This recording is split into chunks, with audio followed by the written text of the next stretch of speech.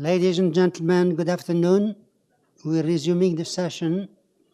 In accordance with Section 45 and 53 of the Planning Act 1990 as amended, this meeting of the Committee of Adjustment of the City of Toronto is called to order. The Committee of Adjustment considers applications for variances from the provision of the zoning bylaw, permission to extend or alter legal non-conforming uses, and consent to sever property to create new lots. My name is Isaac Lalou, I'm chairing the hearing. With us today from the staff is Mr.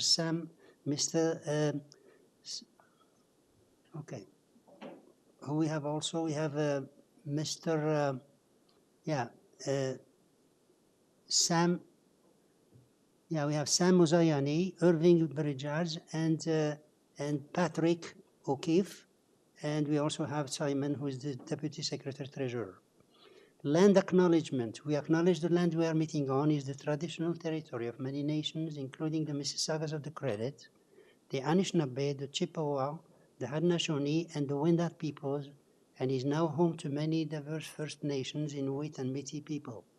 We also acknowledge that Toronto is covered by Treaty 13 with the Mississaugas of the Credit.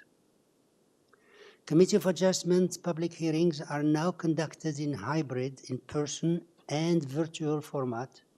Some applicants and participants will make their submission in person, and others will participate virtually by electronic means through WebEx, an online digital platform.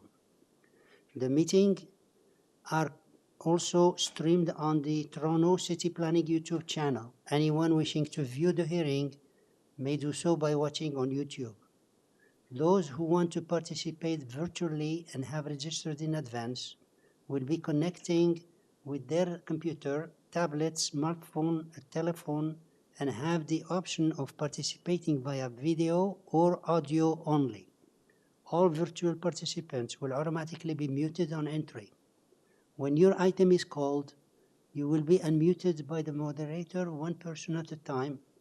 We ask that you also mute your devices until you're called on to speak.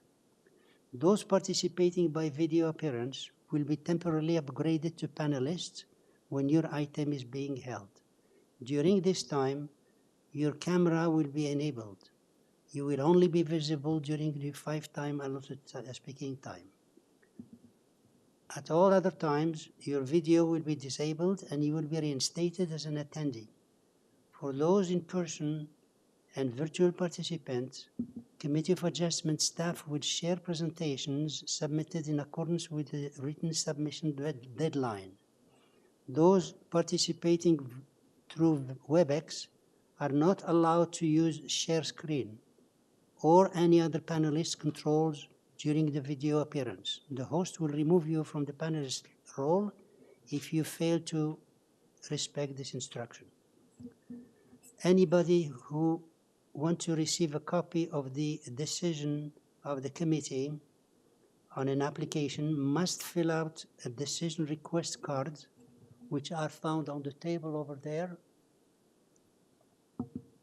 And those participating virtually need to submit written requests for decision by email. Please ensure that you include your name, address, and email address, because the Committee of Adjustment and the TLAB will be sending notifications and appeal updates by email only. If you do not agree with the decision of the committee, you may be able to appeal the decision to the Toronto local appeal body known as TLAB, or in some limited circumstances, to Ontario Lands Tribunal, OLT. However, the provincial government amended the Planning Act and generally removed the rights of third parties to appeal Committee of Adjustment decision.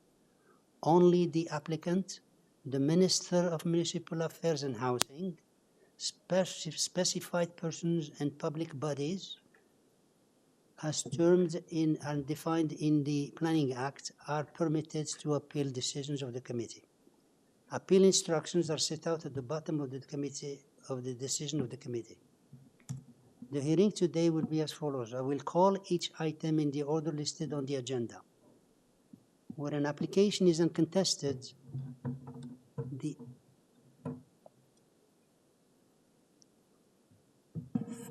Where an application is uncontested, the agent or applicant may proceed with their presentations if desired.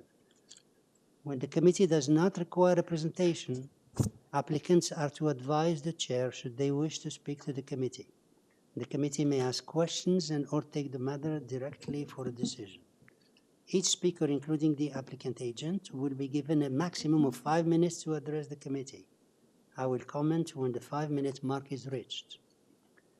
Any presentation or other materials you wish to submit to the committee must have been emailed in advance of the hearing. Staff and committee members cannot accept materials at the hearing. When addressing the committee, please clearly state your name and address. Please remember to confine your remarks to the matters outlined in the application. The applicant or agent will proceed first and will make a presentation to the committee on the application. Please note that the committee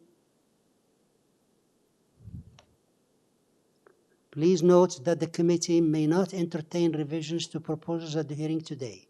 The committee may decide to defer the application if substantially revised to ensure the revised application is accurate and that all those entitled to notice of the application are informed of the changes.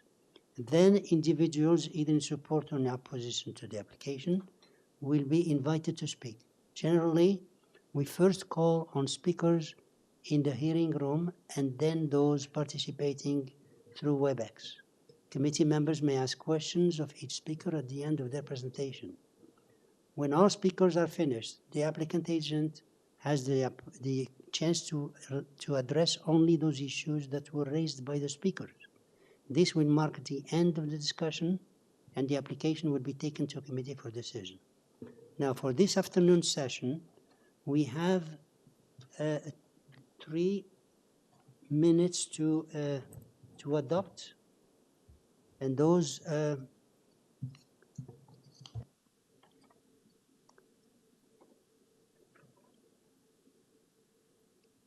okay, 2 minutes to adopt. So the first one was May 26, 2022. The present there were Laluz, Miss Manning, Miss Atarodi, and Mr. Hunt. Can I have a motion to adopt the hearing, please? Miss Manning first. Yeah. You're putting forward the motion to approve the minutes. Yeah? Yeah, motion to approve the minutes. Thank you. Second.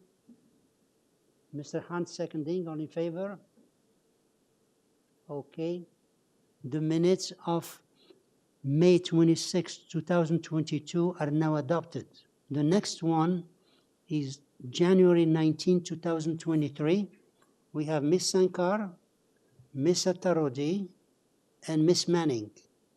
Those were in that session. Can I have a motion to adopt, please? Ms. Sankar? Yeah, I'll put forward a motion to approve those minutes, Chair. Thank you. Second? Ms. Manning, seconding. All in favor? Okay. Okay, so the minutes of January 19, 2023 are now adopted. Okay, now for this afternoon session, members and staff, any conflict of interest to declare? Yeah, Mr. Hunt? Thank you, Mr. Chair. I have a conflict with item 35, as I'm familiar with the applicant. Okay, so noted. Number 35. Anyone else? No? Okay. Mr. Deputy Secretary, any files to close? No files to close, Mr. Chair. Thank you. Okay, now we have deferred. We have 3 applications to defer. So the first one is number 26. Number 26, which is 182 Horsham Avenue. And here we have the 26.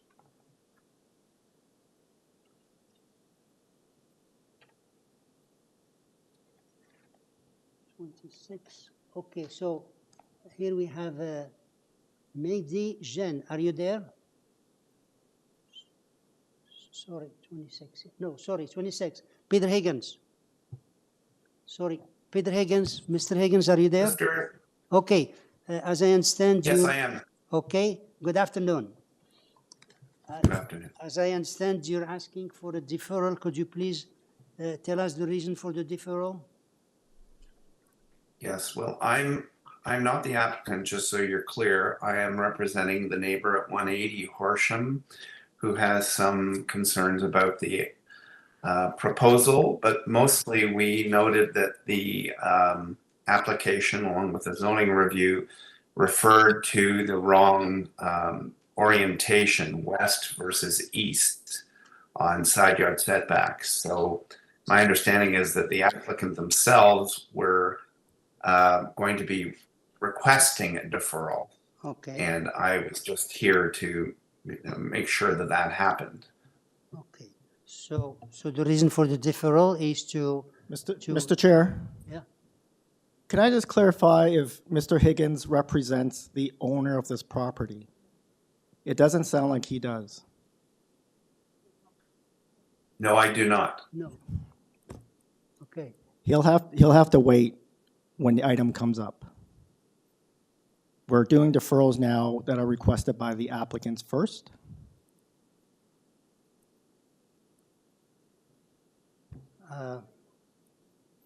Yeah. Who's the applicant? We understood that the applicant we had have requested. we have three deferrals and we already, members, we have three deferrals, so we should continue, right?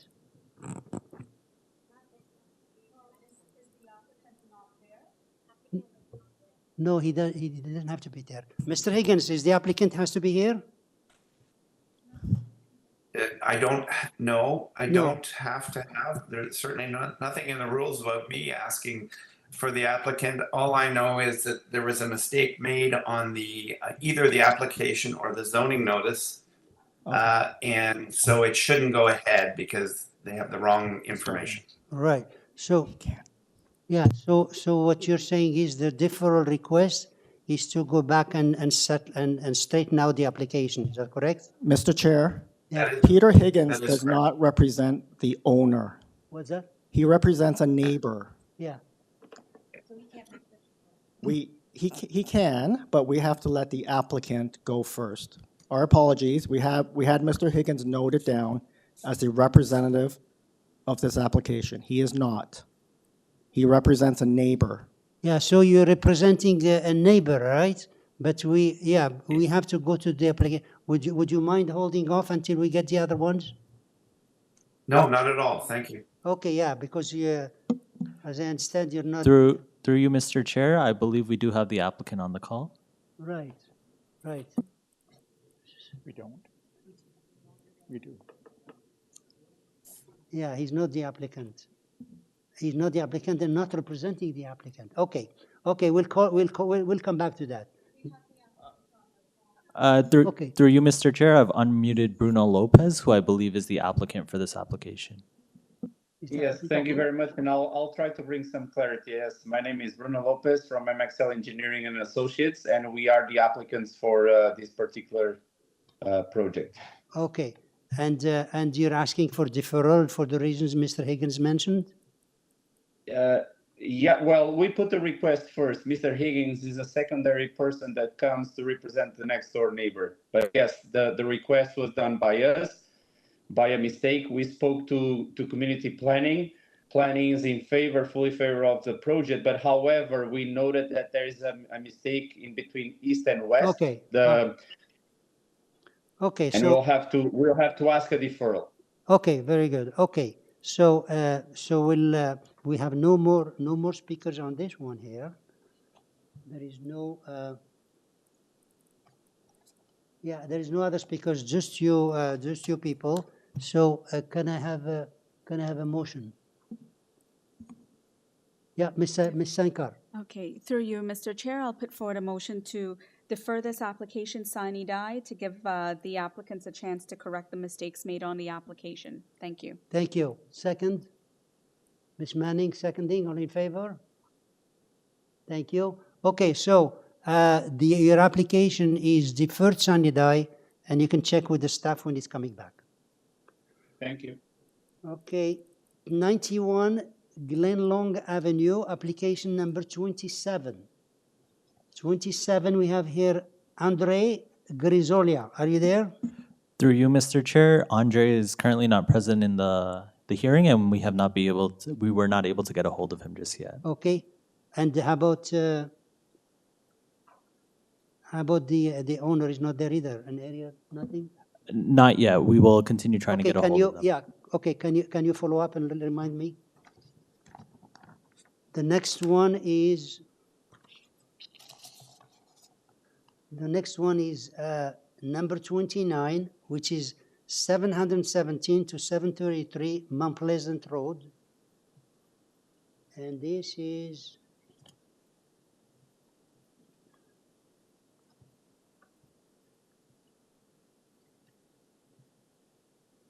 what is it, 29?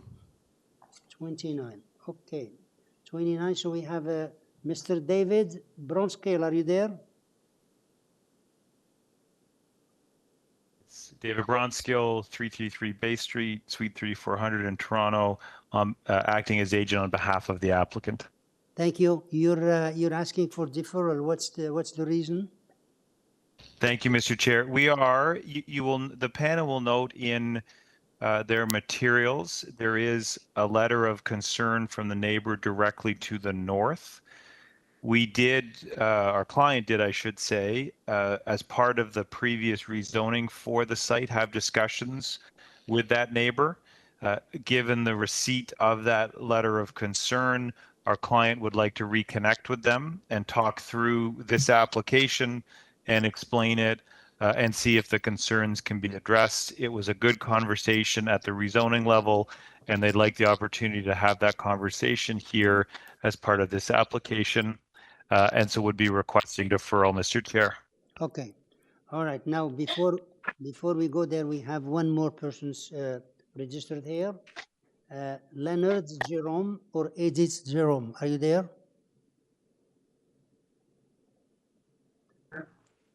Leonard or Edith Jerome? Yeah, Yes, we're here. Yeah. Could you please state your name and address? okay, I'll talk. Leonard Jerome, 737 Mount Pleasant Road, and Edith Jerome, same address. Thank you. Now, I don't know if you heard what's happening. The agent is asking Yeah. for deferral, and which means if we decide to defer it, we're not going to discuss it today. Are you okay with that, or do you have a That's problem? Yeah. Yep. You're Yes. okay. Yes, fine. yes, we're both You both agreeable agree. to it. Okay. Thank you, members. You're welcome. Thank you, members. A motion. I see. I don't see hands. Oh yeah, Mr. Hunt. Sorry, Mr. Hunt. Go ahead. Thank you, Mr. Chair. I would make a motion to defer this application sine die in order for the applicant to have further discussions with the neighbor. Thank you. Second, Ms. Atarodi seconding first. All in favor? Okay. So, sir, your application is deferred sine die, and please check with the staff when it's coming back. Thank you, Mr. Chair. Thank you.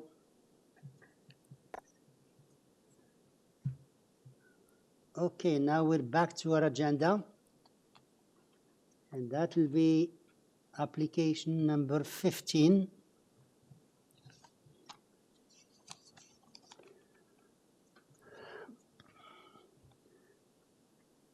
'87 Riceboro, application number 15. And here we have 15. Jonathan Benskowski, are you there?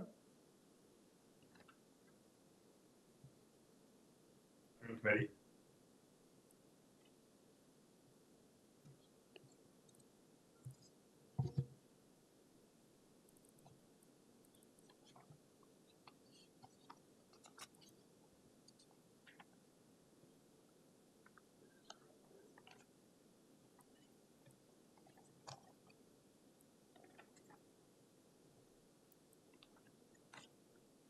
Mr. Benkovsky, are you there? I'm here, Mr. Chair. Are you able to hear me? Yes, could you please state your name again and your address for the record so it can be recorded here? Yes, Jonathan Vinskowski, 301 Keewatin Avenue. Thank you. We have here a no dwelling, 10 variances. Staff report is modify number 9 per applicant. And you please make your presentation and tell us, we don't have too many people here to respond, just you. So give us a chance of this application here and tell us what you're changing in the variances so we can note it. I have the change here, but I need you to say it. Yeah, Mr. Chair. Variance number 9 from the public notice will now read the proposed west side yard setback is 1.52 meters. Correct. Okay. So make a small presentation and we'll move on. Yeah, so of the 10 variances, essentially 7 are for architectural features or essentially columns and encroachments of stairs. In terms of the dwelling itself, the only 3 variances that deal with the built forms are the 2 side yard setback variances as well as the building length.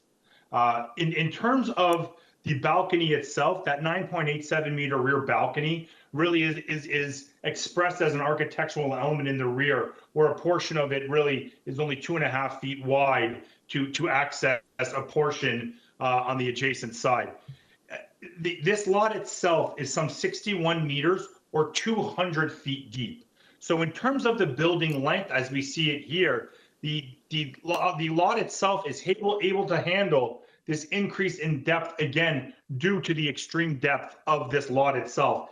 Even with the request for the increase of length, as well as the reduction to both side yard setbacks, the proposal before you today has a coverage of 23.12%, which again is under that 30% quite considerably.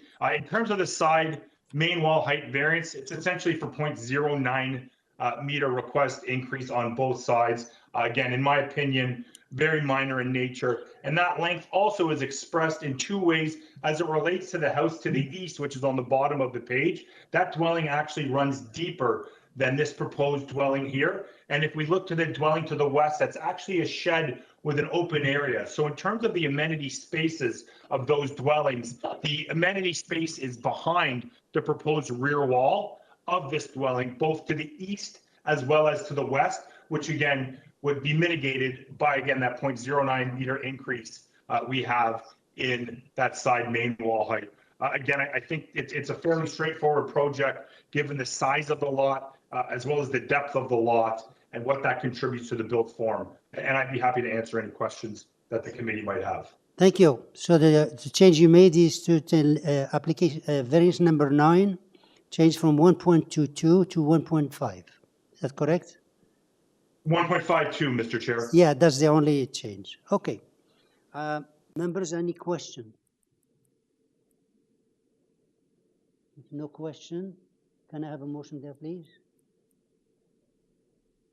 Let's see which hand comes first.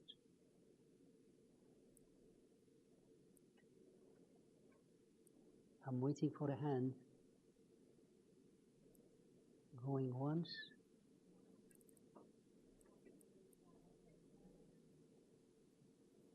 Okay, Mr. Tarodi. Yes, to you, Mr. Chair, I would like to put forward a motion to approve this application with one change. That variance number 9 is now read, the proposed west yard setback is 1.52 meter and also subjected to forestry. Thank you. Second. Ms. Sankar seconding. All in favor? Thank you. Unanimous. Okay, sir, your application is unanimously approved, subject to the change you made and subject to forestry. Thanks, committee. Thank you. Application number 16, which is 260 Briar Hill Avenue. Application number 16. And here we have Mark Frischner. Are you there?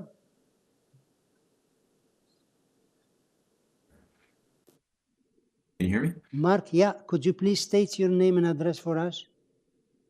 Yeah, my name is Mark Friesner. I'm a partner at Design Distillery in Toronto, and the address is 90 Tower Street. Okay, we have here, this is just an enclosed porch, two variances and 3 letters of support. Members, do we need a presentation here? No? Okay. Sir, we don't need a presentation. Do you want to add something before we move to committee? I'm not sure if I have anything to add outside of the supplemental package that I gave you. It's a pretty straightforward application. So if you've got any questions, I'm happy to give you a presentation, or if you prefer, I'm happy to answer any questions you have. Thank you. Okay. Members, if there's no question, can I have a motion? Mr. Hunt, your hand is up. Could you please? Yeah. Thank you, Mr. Chair. After reviewing the file and noting that there are no department comments or concerns, as well as there is support from immediate neighbors and no one in opposition, I would move approval as the application states. Thank you. Second, Miss Manning, all in favor? Unanimous. Okay, sir, your application is unanimously approved. Thank you very much, committee. Thank you. Appreciate it.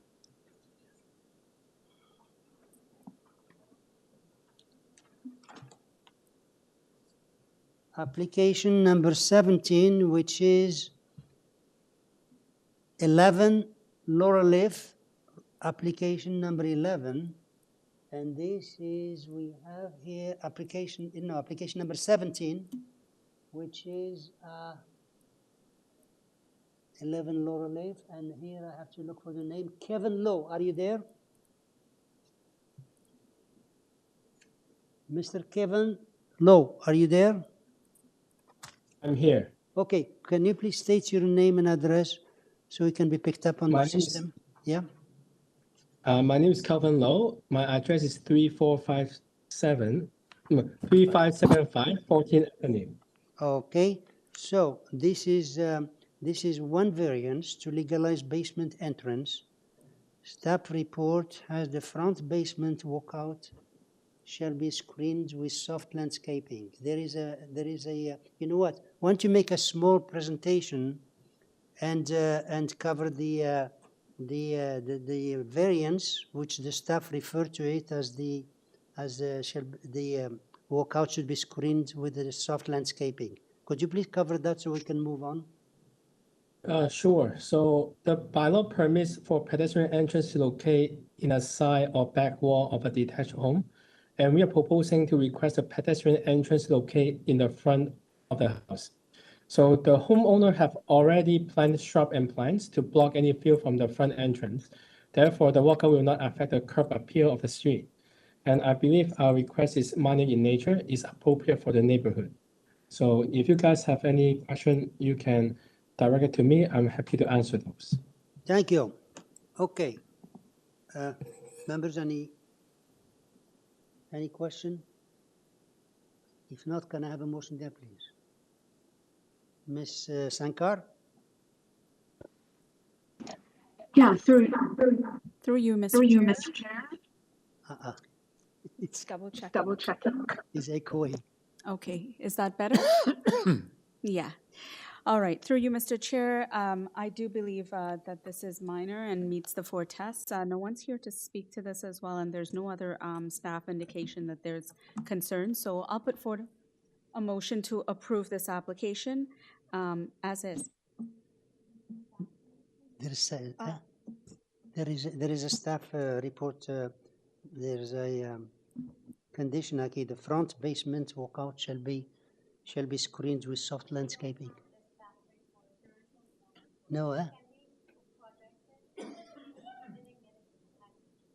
he's not there,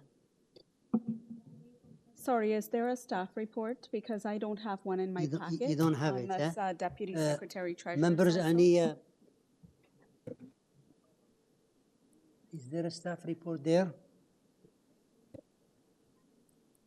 No, I don't know. It is online. It uploaded online. Okay.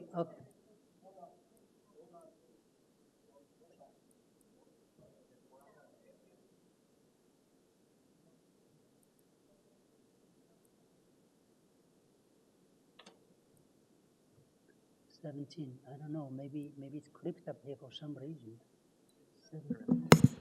Through you, Mr. Chair, we're currently pulling up the staff report. Sorry? We're currently pulling up the staff report, and we will project it on the screen.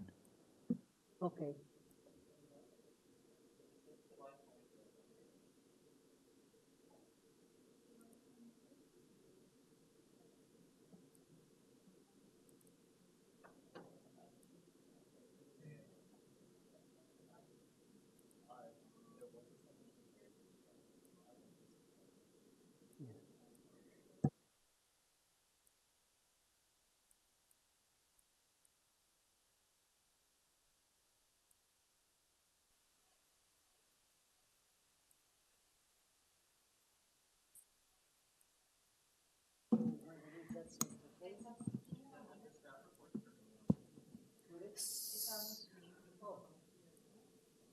So there is, I can modify my motion, Mr. Chair, just to accommodate this staff report. So I'll put forward a motion to approve this application and make it subject to the staff report that I'm looking at, where the recommendation is the front basement walkout shall be screened with soft landscaping. So that's going to be my motion. Thank you.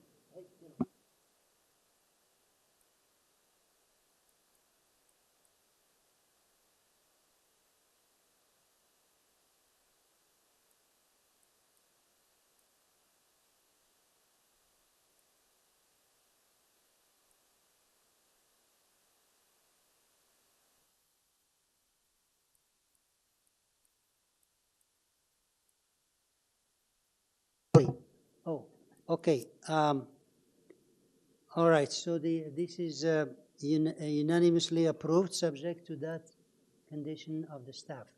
Next is 18, which is 77 Norton Avenue, application number 18. And here we have Nicole Vachar. Are you there? Nicole Vachar? Hi, I'm here. Hi. Can you please state your name and address for us? Of course. My name for the record is Nicole Weissar. My address is 236 Emerson, and I'm the agent and designer for the new home on 77 Norton Ave. Thank you. Yeah, this is a new dwelling. There is just 5 variances, but we have somebody listed here to speak, and therefore we need you to make a small presentation. Sure. So please go ahead and make us a presentation as to the merit of the application so we can get the other speaker. Perfect. Okay, I'll start. With respect to the variances before you, I would like to make a couple of comments. We are asking for 5 variances to facilitate the construction of a 2-story detached home. The variances requested are related to side yard and front yard setbacks, a parapet wall height, and a front porch roof, which encroaches into the front yard setback. The front yard setback was requested for 2 reasons. The first reason was to maintain the existing front yard setback and keep in line with the newer home to the west of our property. The second reason was to avoid injury of a neighbor's backyard tree. If we had complied with the front yard setback, we would have encroached into the tree protection zone of the neighbor at 65 Norton Ave. Variance number 2, we're asking for a parapet height variance, which is minor in nature as we're asking for 0.39 or 0.3 is allowed. We are not requesting a building height variance and are keeping within the maximum building height aside from this parapet wall height request. Variance number 3 is for an architectural feature. It consists of a roof over the porch, which also extends over the garage door. Because of the front yard setback, we are requesting the proposed roof now encroaches into that front yard setback. But it's important to note that it only projects 1'6" beyond the garage wall. The side yard variances we're asking for, the last 2 variances, are minor in nature and typically granted on a lot of this size. We're asking for 1.5, where 1.8 is allowed. I'd like to also point out that we're complying with a maximum coverage of 30%, and we're also complying with the building height requirements for a flat roof. Did drop off information packages to neighbors, and no questions or comments were mentioned by any of them. I'd be happy to answer any questions you might have. Thank you. we'll be back to you. Andrew Tong and Paige Zhang, are you there? Andrew? Hi. Yes, it's Paige. Can Oh. you hear me? Yes, could you please state your name and address? Paige Zhang, address 65 Norton Avenue. Okay, and tell us what's your concern about this application.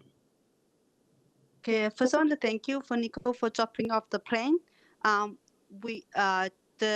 The one comment we have is regarding the side yard setback. We're just curious. The side setback, is it to accommodate the garage? That's our question. We want to know whether it's to accommodate the garage, and also is there do they plan to put anything that might block the side of the house if they plan to apply for variance? My concern is like if they put like an aircon there, then they could like block the side of the house, and then they might have to go through my property to get to their backyard. So that's our concern. That's it? Okay, Yes. Any question for the speaker? No? Okay, so we'll get back the agent. Okay, Nicole Vachar, could you please come back and tell us what you understand by this concern here? Of course, I'm happy to. So the side yard variances, as I said before, are typically granted on a home this size or a property of this size. And we are not actually extending it the full length of the dwelling. She's right, we are doing it to get bigger width in the front of the house for the garage. And also just making advantage of that wider width gives the home a grander, wider look, while we're still respecting building length and the coverage that's maximum allowed on the property. As for the air conditioner, I mean, there's plenty of room, I believe, to accommodate an air conditioner so that there's not going to be any need for anyone to be traveling on their side of the property. We've got 5 feet at the front of the house and 6 feet towards the rear, so I don't think there's going to be any issue accommodating that. I think that's it. Okay, thank you. Any questions? No? Okay, if not, can I have a motion? Miss Manning? Miss Manning? Through you, Mr. Chair, I believe that these variances are minor and also desirable in keeping with the neighborhood. So I'll make a motion to approve this application subject to the conditions of forestry. Thank you. Second, Ms. Tarodi, all in favor? Thank you. Okay, your application is approved subject to forestry. Thank you. Okay, 19.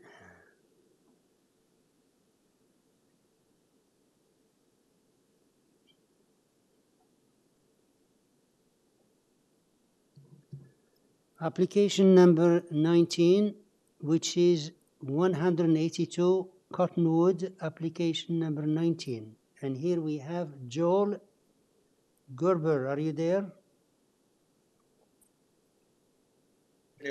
Okay, can you please state your name and address for us, please? Yes, Joel Gerber Architect, 23 Doncaster Avenue in East York. Okay, we have here a one-story addition with enclosed garage, 2 variances, and that's it. Members, do we need a presentation here? Mr. Hunt, I saw your hand. No? Okay. We don't have any presentation. Okay, sir, we don't need a presentation. Do you want to add something before we go to committee? No, thank you. In the Okay. interest of time, it's a very efficient proposal. Thank you. Thank you.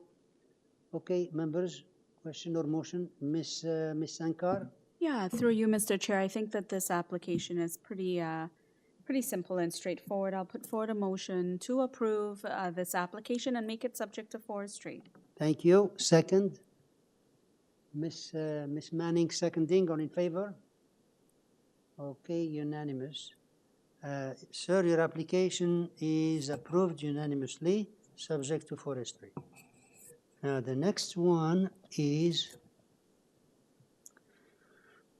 item number 20, which is 1059 Spadina Road, application number 20. And here we have Robert Green. Are you there? Okay, could you please stay? Oh, you're here. Yeah, so go to the mic, please.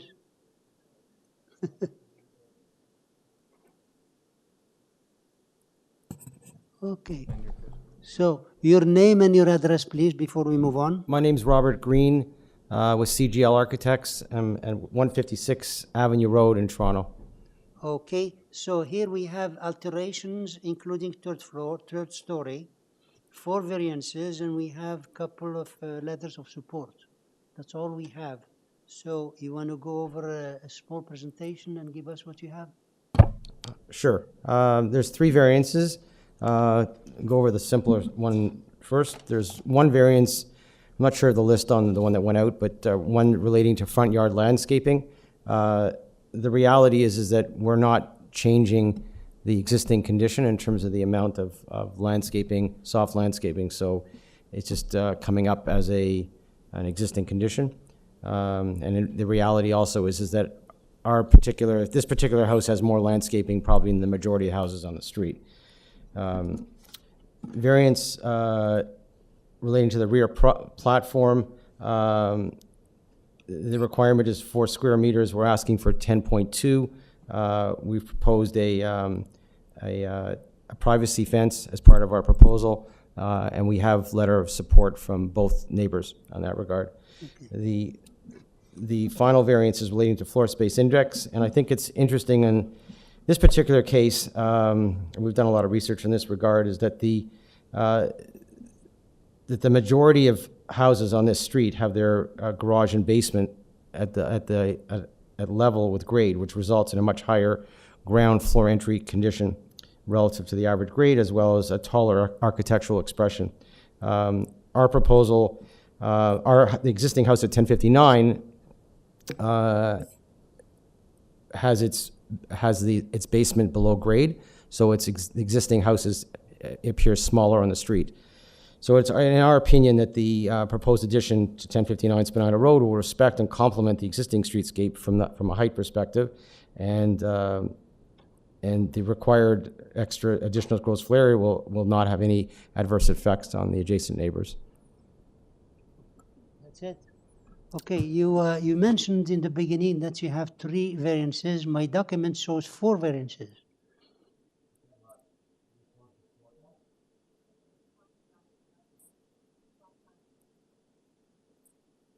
There are 4 variances, yeah. I'm sorry, which one's the 4th? Oh.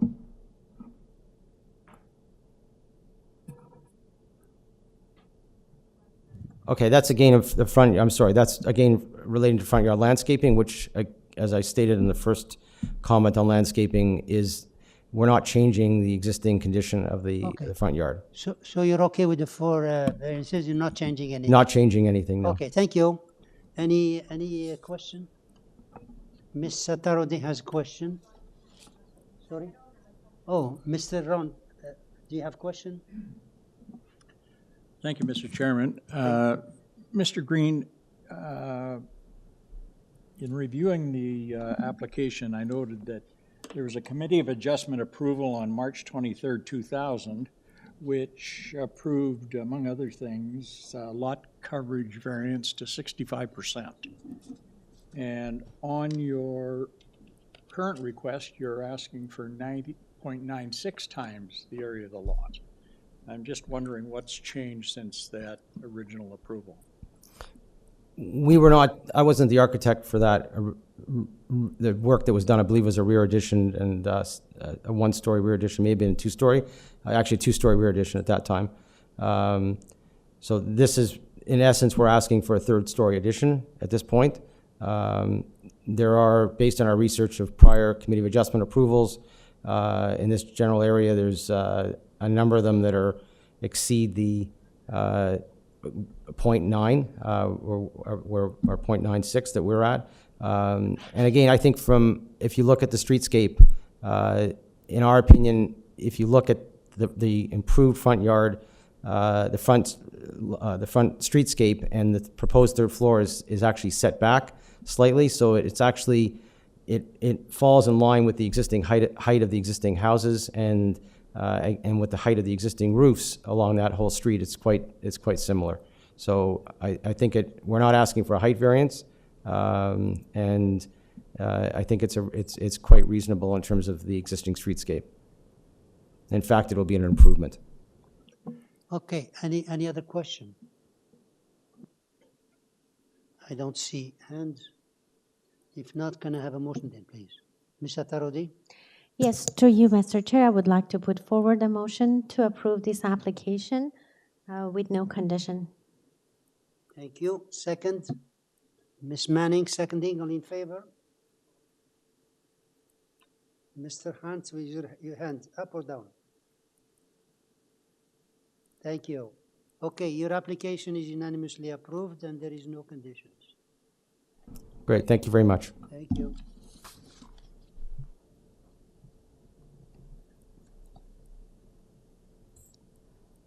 Application number 21, which is 30 Heinz Drive, application 30. And here we have application number 21, which is Zahar Ali Hirji. Are you there? Yes, this is Zahar Ali Hirji. Hi, can you please state your name and address? Yes, Zahar Ali Hirji, 30 Heinz Drive. Thank you. So here we have a rear sunroom, one variance, and we have 3 supports. But we have one more speaker to register, so therefore we need you to make a very small presentation, please. Sure. This is a sunroom, a 3-season sunroom. We have the approval from the 2 side neighbors and the one from the rear. It's a treed lot. Nobody has got any objection to it. The only thing was that this was in front of the committee on February the 2nd when our agent made an error on the rear setback. She put it down as 8.9, but we were actually asking for 7.45. So that's the reason why we are here. Okay. So generally we move on, but we have a speaker here. And the other speaker is Yuchen Wang. Are you there? Through you, Mr. Chair, we're currently trying to get a hold of Yu Chen. If we are experiencing difficulties, I'll just give him a call and have him speak through the speakerphone. Okay. Should we hold on or move on? Okay. If you can get him right now, so we'll have to hold on.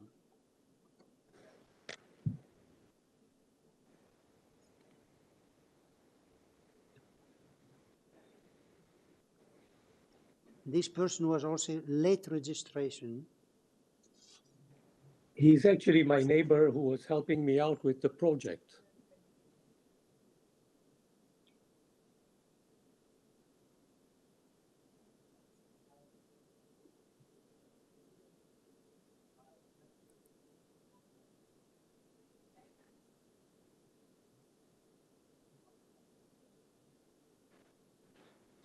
Is he on? Through you, Mr. Chair, we were able to get Yu Chen through the phone. I'm going to put him on speaker now. So he's good. Thank you. Okay, Mr. Wu Chen Yang Wang, are you there? Sorry, I cannot hear you. Yeah, can you please state your name and address for us, please? Yu Chen, can you just state your name and your address and then begin to speak with, or just voice your opinion? Yes, this is Yu Chen here. My address is 31 Heinz Drive. Sir, you must be using some equipment there that's echoing. Maybe you can have only one item open, one device open.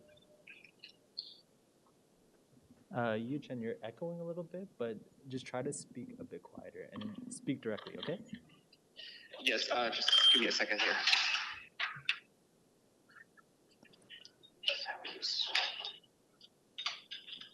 I apologize. Yes, I have no objection about this. No objection. Okay, thank you. variation. Okay, thank you. He said he has no objection. Okay, thank you, Yu Chen. Thank you. Thanks for holding on to him. Okay, so any, I guess, Mr. Zahari, I guess you have nothing to add, right? No, I don't. Okay, so any question or motion, please? Ms. Manning? Through you, Mr. Chair, I'm ready for a motion if there's no questions. Yes, please go ahead. Okay, through you, Mr. Chair, I'd like to make a motion to approve this application with no conditions. Thank you. Second? Mr. Hunt seconding, all in favor? Unanimous. Thank you. Okay, sir, your application is unanimously approved. There is no conditions. Thank you very much. Thank you. Next is application number 22, which is 482 Balliol Street. And here we have Diana Durazo. Through you, Mr. Chair, I believe the speaker is actually Eric Calhoun, but he can confirm once we unmute him.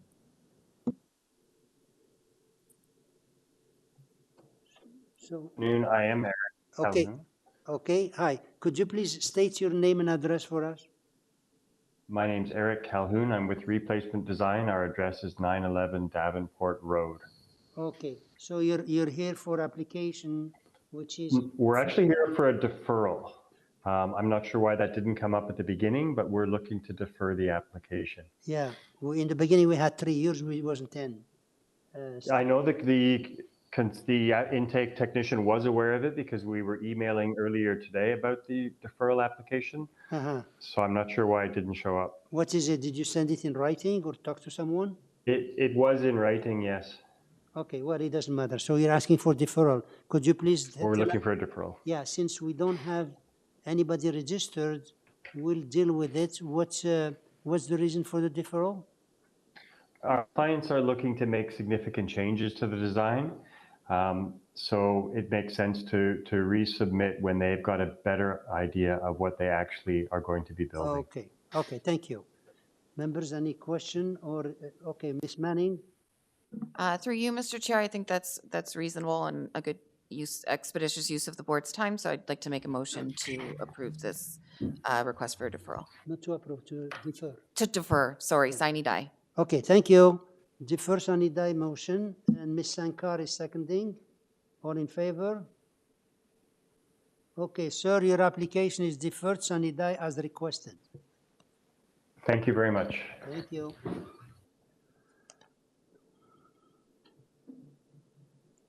Application number 23, which is 129 St. Clements Avenue. And here we have Tai Rayo Carider. Committee, my name is Tate Rook. I'm the planner for the owners of the property at 129 St. Clements Avenue. Thank you. So this is for a new dwelling. We have 7 variances. Staff report has just a condition to build in according to site plan and elevation drawings. We have 5 letters of support, but we have a person here to speak, and therefore we need you to make a presentation, please. Sure. Through you, Mr. Chair. The variances before you today are to facilitate the construction of a new 2-story single detached dwelling on the subject site. There are 7 variances in total. Variances related to building length, building depth, building height, side main wall heights, FSI, front stair width, and front yard landscaping requirements. If you go to the presentation slides that I've provided to the committee, you'll see that there is an area context map. And What you see in this area context map is that this neighborhood can be characterized as a very eclectic and very diverse neighborhood in the sense that there are various lot frontages, lot depths, and lot areas in the neighborhood. In addition to that, there's various types of dwelling types in terms of single detached homes, semis, townhouses, and even mid-block apartment buildings that are located within this neighborhood. As it relates to the FSI, you'll see that the property map, the area context map, has properties that have been highlighted for those that are 0.75 or greater, and those can be found in the immediate block and also within the surrounding area. The reason why that the FSI number is at 0.99 is because with the changes to the bylaw that occurred earlier this year, what you have is the basement or the basement being calculated as part of the FSI. And as a result of that, the FSI number goes up to 0.99. However, if the basement wasn't calculated, the FSI would be 0.75. And what you see is that if you go further down in the presentation slides at slides number 7, 8, you see some pictures of similar types of homes in terms of on similar sized lots or lot frontages. And what you have is these integral garages at the base, various heights, flat roof, pitch roofs. And these homes are the similar types of FSIs at 0.75 or greater. And if these homes were to be brought before the Committee of Adjustment today, they would range in the FSI of 0.999 or greater in certain circumstances. So in terms of fit, in terms of massing that we're proposing on the site, it's more than characteristic, it's more than compatible with the existing context. In terms of building length and building depth, if you just go back to the site plan, the second slide, you'll note that there is a highlighted area that's orange at the back. That's the covered deck. And because the covered deck is excavated underneath, that results in the calculation of building length and depth being calculated to 19.66 and 19.65 respectively. However, the house in principle is 16.764 meters, under 17 meters. And you'll note that staff had no concerns with this, and they realized the technical aspect of this particular variances because the deck has been excavated. And I would submit to committee, if the deck wasn't excavated, it would look exactly the same and no variances would be required for the length or depth. As it relates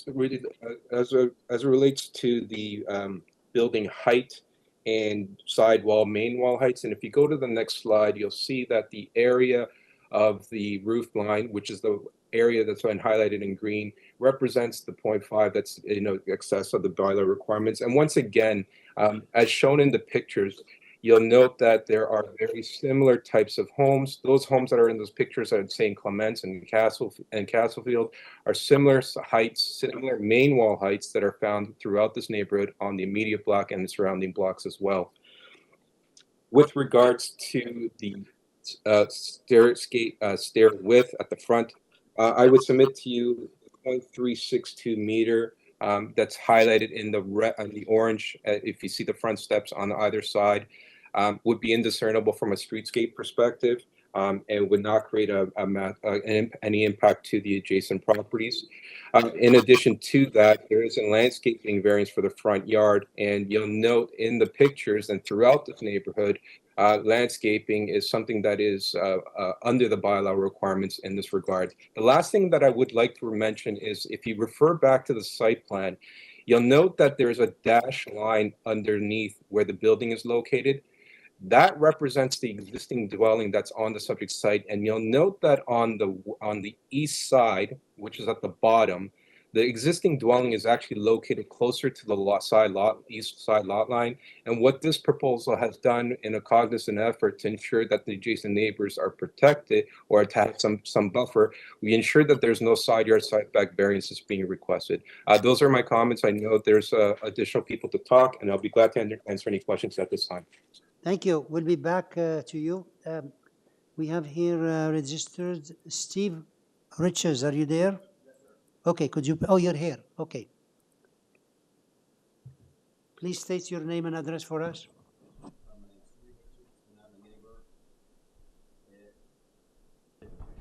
I'm Steve Riches. I'm the neighbor at 127 St. Clements Avenue. Thank you. So tell us what's your concern. My concern is the rear covered deck. With my calculations, with all those steps, 14 steps, general rise and run, rise 8 inches, about 10 feet in the air, and on top of that being a covered deck. So I'm very much concerned about my western sun. And I know it won't be a bricks and mortars, but it will be a structure 20 feet high and 24.5 feet wide that would be more than a minor variance, and I feel it would intrude upon my privacy from up above. Also, concerning the sunken patio, the coverage of that tree in the back is understated. The canopy of that tree extends over to the existing house. And I feel the confusion. It says here that the diameter of the tree at breast height is 80 centimeters. It's more like 100, 120 centimeters. And I think the confusion is caused by the fact that a branch as large as the trunk comes off the tree heading north, beginning at a meter off the ground. And as I said already, the canopy is quite large, and therefore the feeder roots would be cut off by this sunken patio. And I've already had some property damage from that same tree during the last ice storm. And I feel that the cutting off of those feeder roots would kill the tree over the next 2 or 3 years. And my last point there is my objection isn't so much about the sunken patio as it is about damage to the tree. And one last point is there's a protrusion coming out to the east, and I'm wondering what that protrusion is for, whether it's for a indoor fireplace or what have you, because my bedroom is right there and 2 bedroom windows, so I'm concerned about that. And as well, I hope that any noisy items such as air conditioning units and blowers for Gatsby vents will not be within that breezeway upon the narrow side between our 2 houses. And that's it. Okay, thank you. Any question for this speaker? Nobody wants to say? Ms. Manning, you have a question? I just want to make sure, through you, Mr. Chair, I just want to make sure I heard correctly. Your only objection to the sunken patio is because of the tree, or was there another issue with the patio? Basically, for the sunken patio, that's it. And hope I'm clear on my objection about the raised covered patio. Okay, thank you.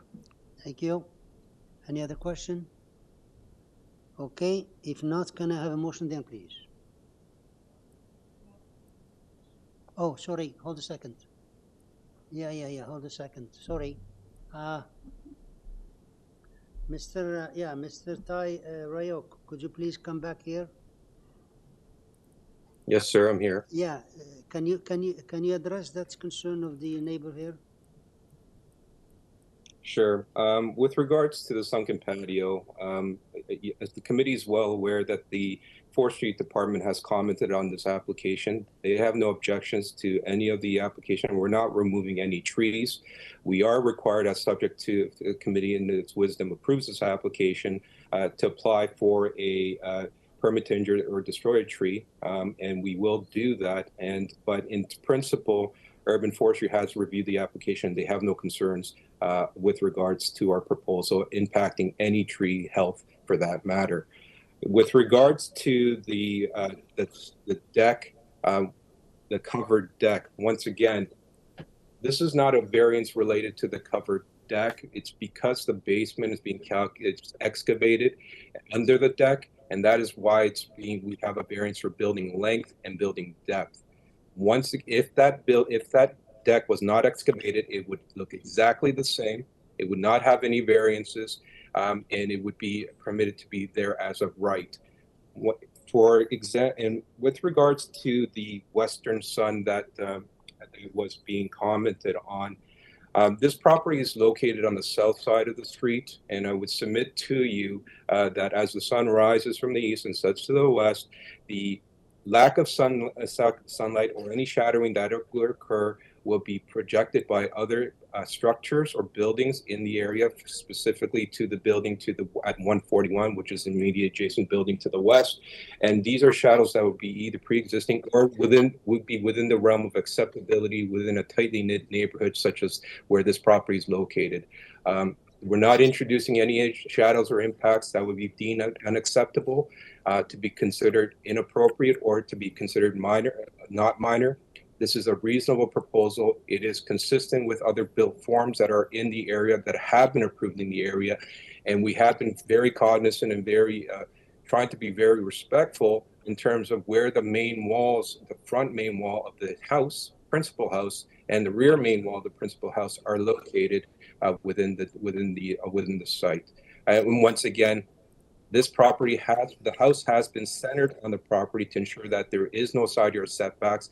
And the bump out that was mentioned by the neighbor, it is a fireplace, but it is also so permitted projection, and there's no openings that would impact or create any fumes or vents that would create any impacts to the neighbor. Okay, thank you. Members, any question for the speaker? Ms. Satarodi, please. Yes, to you, Mr. Chair, I just would like to ask if the gentleman, the neighbor on the east side of the property? Okay, thank you.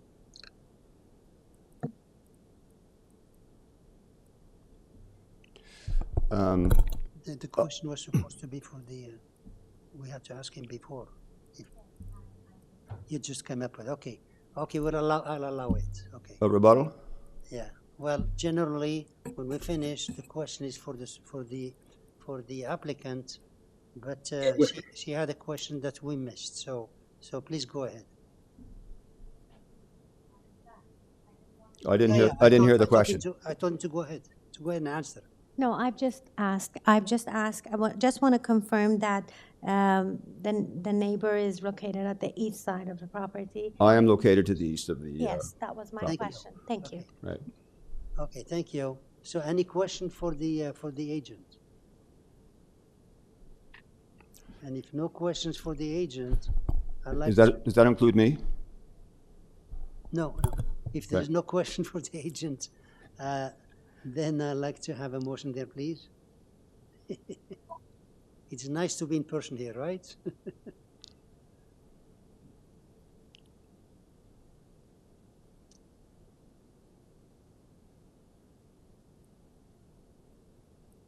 Ms. Manning? Through you, Mr. Chair, I've listened to both the applicant and the neighbor's objections. I did have concerns regarding this application, especially in regards to the FSI, but having listened to the applicant's arguments, I am swayed that these variances are largely technical in nature, and that this is in keeping with the neighborhood. So I'm making a motion to approve this application and tying it to the site and elevation plans on that condition. Thank you. Second? Sorry, and urban forestry. Yeah, okay. Urban forestry and the staff report developer site plan. Okay, thank you. Do you have a second, please? Mr. Hunt seconding. All in favor? Opposed? Okay, two opposing and two for. So we have 7 variances. I was concerned about one of the variances here,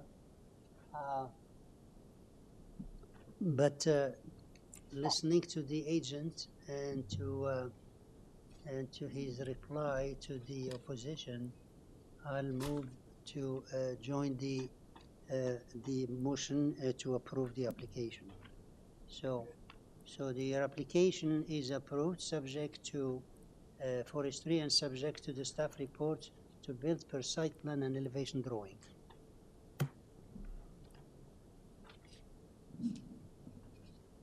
Thank you, Ms. Manning.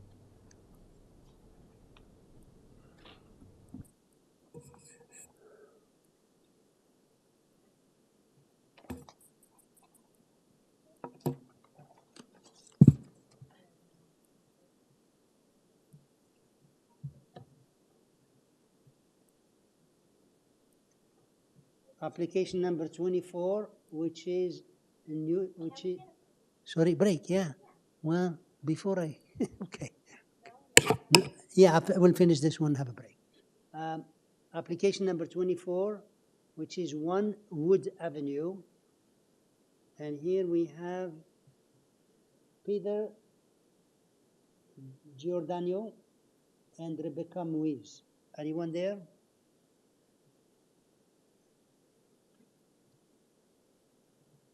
Hello, Mr. Chair, can you hear me?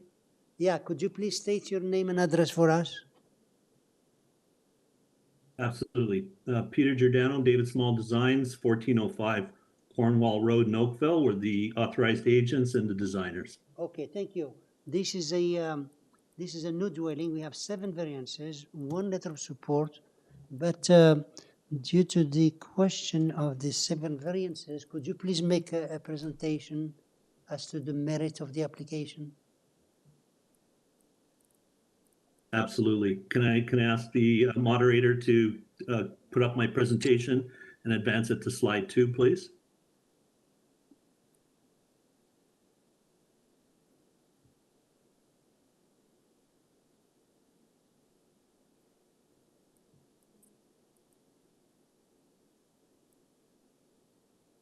Did you hear that okay?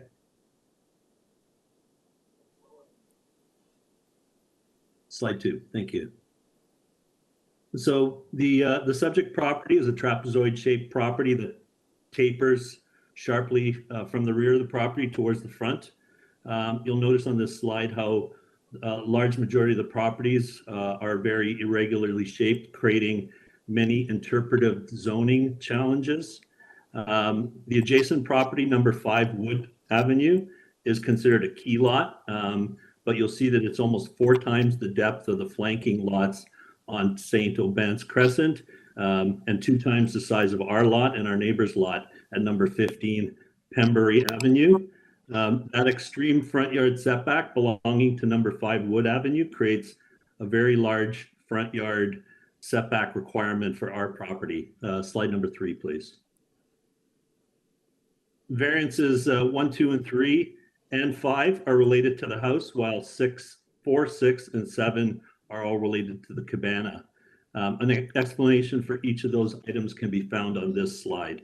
So the next slides are 4 to 9, and they're 3D views of the house and the cabana. We'll skip over those. And if you can advance straight to slide number 10, please.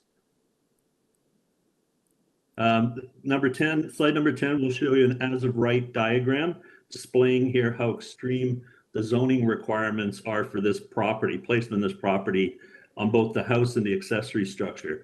I'll point out that the rear yard setback, interior, exterior side yards are all in conformance, and only the front yard setback appears as a variance for this house. Coverage and building height for the house are also as of right. Slide 11, please. The irregular shape of our property, along with the need to shield our property from noise and visual impact of a very busy Bayview Avenue, combined with the arborist's requirement for a 10.8 meter setback from tree number 10 on the neighbor's side, dictated the design and proposed criteria for this house. We have an email from the neighbor, number 5 Wood Avenue, the one directly next to us, supporting our application. You'll notice on the site photos included in this presentation that there's dense, mature vegetation that provides ample screening between the 2 properties. And you'll see that on slide number 13, if you so choose to look at that. There's also an existing board fence wall along the western property. You'll also see that in the photographs if you choose to flip to those. But items number 1, 2, and 3 are encroachment-related setback variances related to the front yard positioning.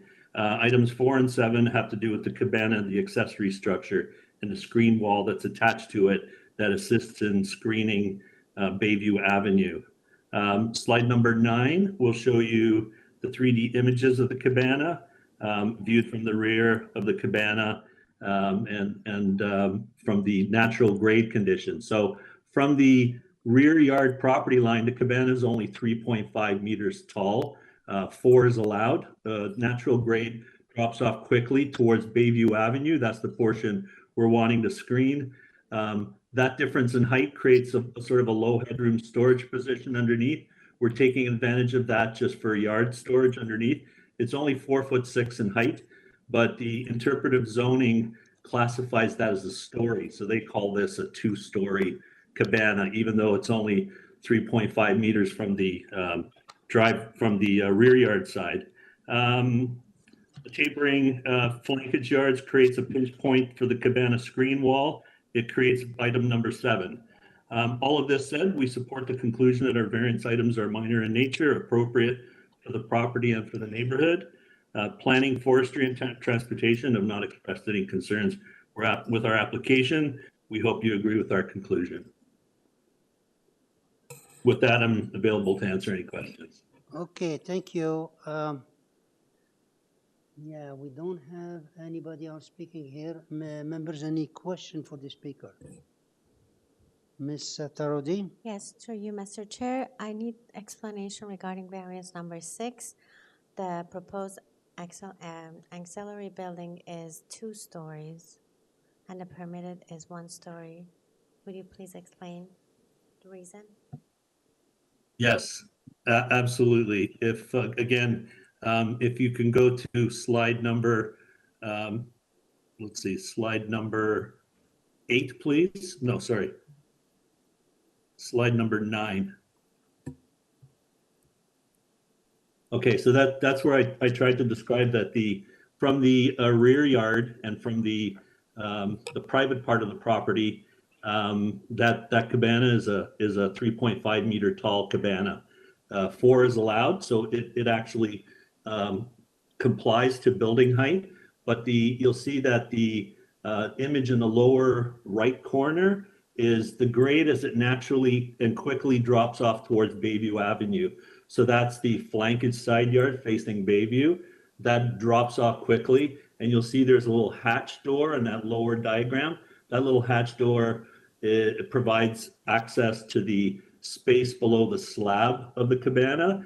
Only 4'6" in height on the inside, but that's going to be used for storage. That's natural grade. We're not changing grade to create that access, but that is what the zoning has interpreted as the second floor. So they're considering that a 2-story tall cabana because of that access hatch. And the natural grade. Natural grade also creates the established grade height, which affects the overall height of the cabana. Again, for 3 of the 4 sides, it complies. It's that 4th side that brings the established grade down about 2'10". Okay, and any other question? No? Okay, then I need a motion, please. Ms. Sankar first. Yeah, through you, Mr. Chair.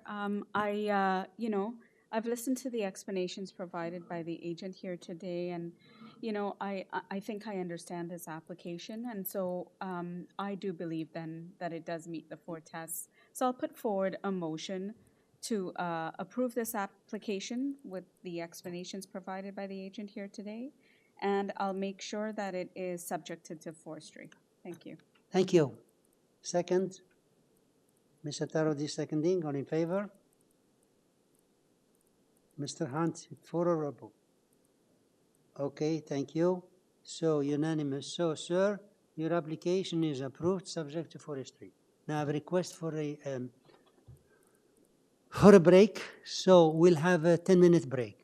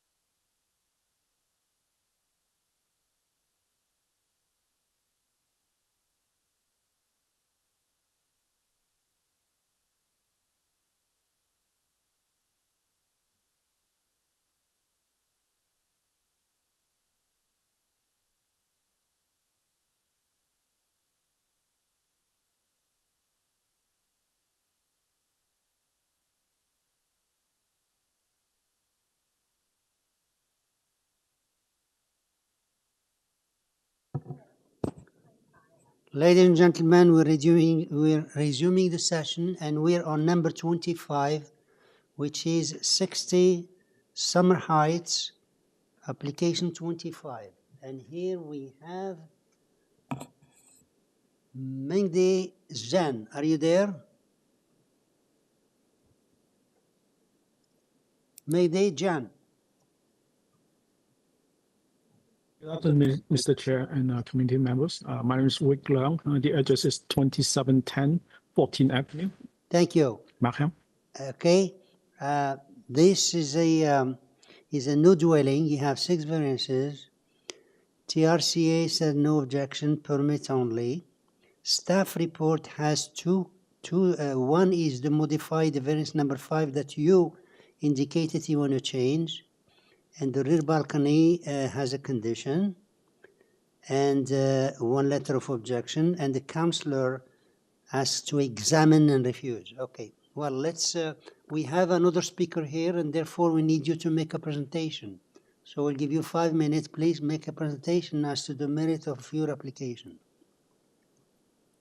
Sure. If I may have the presentation documents that I submitted put on the screen, please.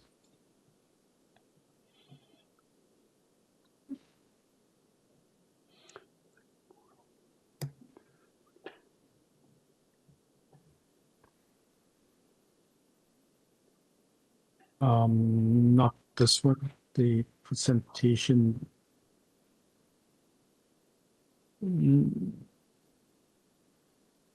Okay, what's the name of that? Not this one, there's another one with the Google map and overlay on top. That I submitted on July 21st. Which was supporting material dated July 21st. Yeah, that's the one. Thanks. Okay. I believe the main thing that the main concern that we have is related regarding to the front yard setback, and this is the first picture showing it in relation the front yard setback in related to the neighboring houses. And right now, if I could. May please zoom in a bit, please. Because previously on January 2017, we have a previous approval of 6.5 meter, which is the front green line there, and that's the one that I'm working with. When we started this project, we took over from the previous architect, and that shows the front yard setback that we are looking at right now. And this 4.75 front yard setback, if I could scroll down to page number 3, please.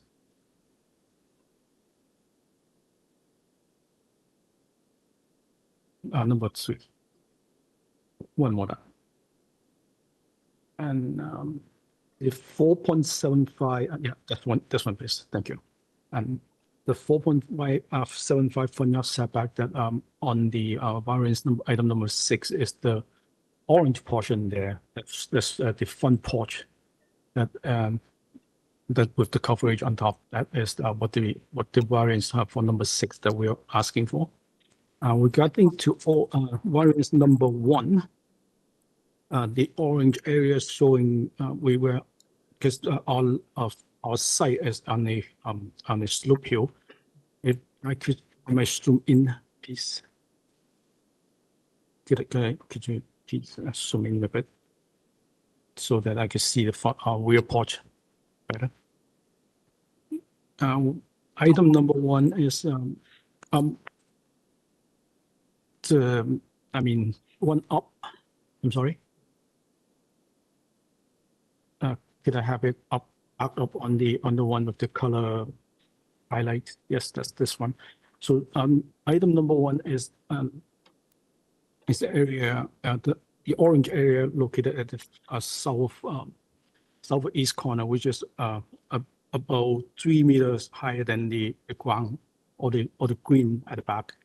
That's the first level that we need to provide, just to trying to have a level rear yard area that we could use. And the green, the blue is the second area, which is item number 2.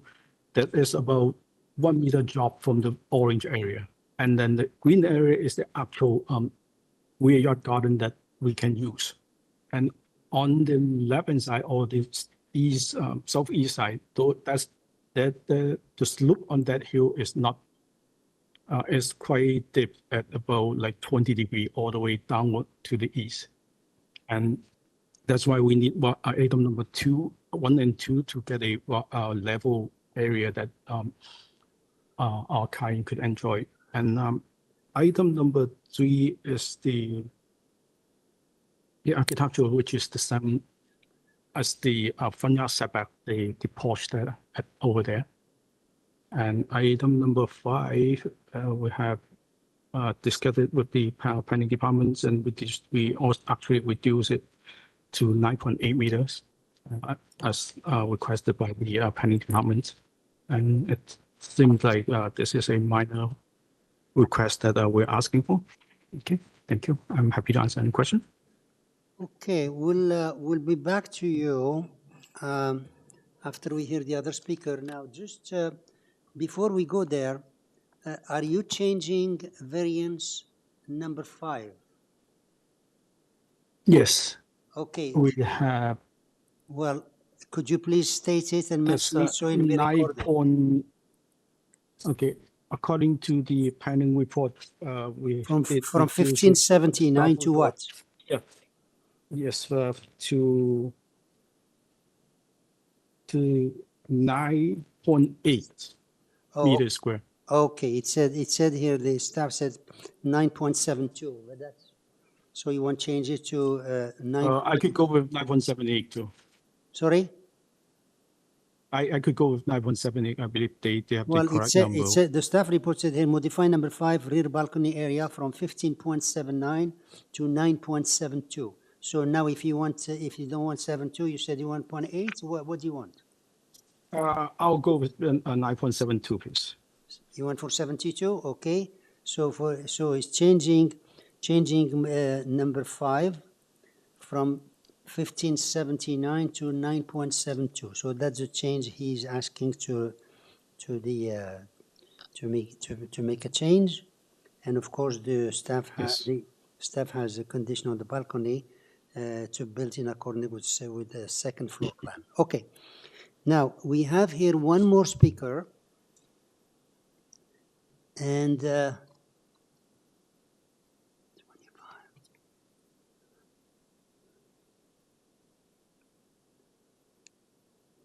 Richard Williamson, are you there?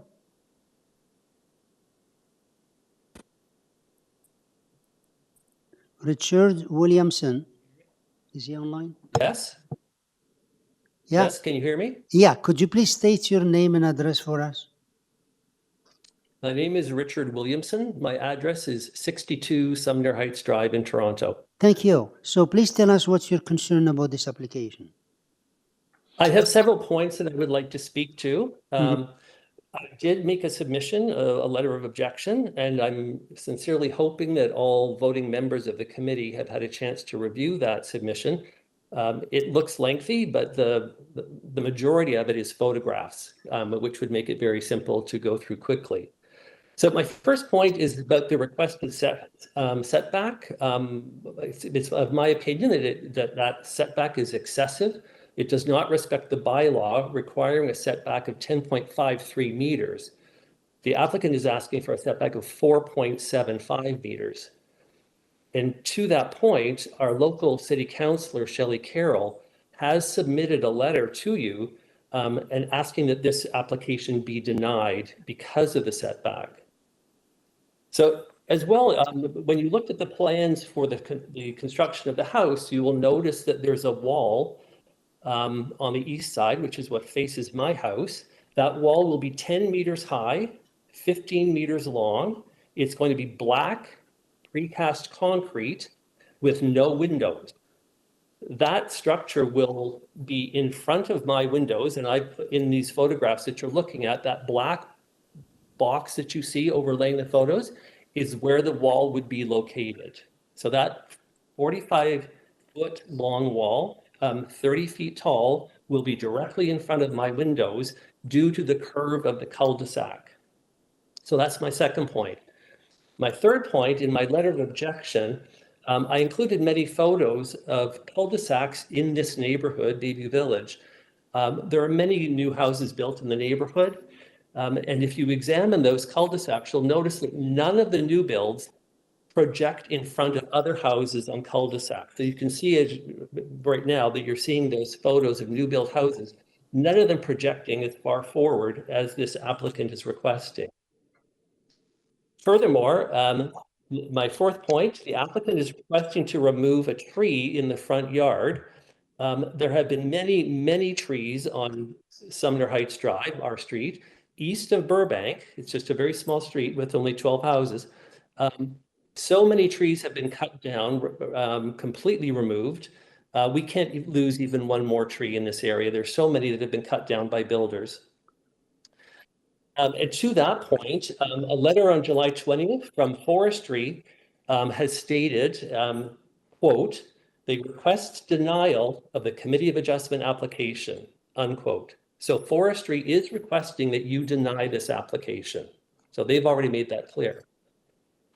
My sixth point that I'm significantly concerned about is about one of the submissions that was dated July 10th of this year, 2023. It's from an arborist. It contains what I believe to be many inaccuracies. And this makes me question some of the other documents. We just had an issue with the applicant, unclear about exactly what the square meters of the back balcony would be, whether it was 9.7, 9.72, 9.8. So like a lack of clarity there. But the arborist report example has a number of inaccuracies in it. I won't run through all of them, but there are several that are completely wrong, including a statement that I have made a statement claiming that I made a statement requesting that the tree in my front yard be kept. At no time have I been spoken to, at no time have I been contacted about this. And yet I'm being asked, they're claiming that they have, that I'm making a claim that I want that tree kept, which indeed I do, but no one has spoken to me about it. My seventh point that I would like to make today, there was a supporting document uploaded on July 18th. It's a tree inventory and preservation plan related to the tree protection zone. There's no author on that document, so that is of concern to me. It indicates that a sediment control barrier has to be constructed in the backyard of number 60 Sumner Heights, but as well, it has to be constructed in my backyard right up to and abutting my house. Now, I've no knowledge of this. I only saw it in the documents that were submitted to the Committee of Adjustment. So that would completely block access to my backyard on the south side of my house. So finally, I would really like to appeal to the Committee of Adjustment to consider longstanding residents of this neighborhood. My family has owned this house since 1957. So 1957, my family moved in here and we have been owners and residents of this house since. We've made a long-term commitment to this neighborhood, and I hope you rule in favor of long-term residents of a neighborhood as opposed to builders and developers who just want to flip properties for profit. Thank you very much for listening to my concerns. Thank you. Any question for this speaker? Okay, so we'll get back the Mr. Zhang. Are you, Mr. Megdi? Yes. Could you please address those concerns? Well, first of all, to the point that our client is not the developer, and I believe our client just took over this property from his mom, and we are working with him throughout the last 2 years, trying to work with all the departments and have a custom built house for his family. So that's the first thing. And then regarding to the to Mr. Williamson's letters, item number 1, we have the previous approved front yard setback of 6.5. If I could, yeah. And this picture is showing that our main house is within that setback right now, and And the 4.75 is only applied to the portion of the front porch measured from the 10.5 meter of the front yard setback if without the previous approval. And then so this item number 2 of the of Mr. Williamson's letter, that wall is off white. The shadow or the dark things there is just the shadow that they generated by the computer. So that's why, because our proposed building is actually it would be finished with white stone, off white stone. So that won't be a big huge one. And item number 3 regarding to tree number 1,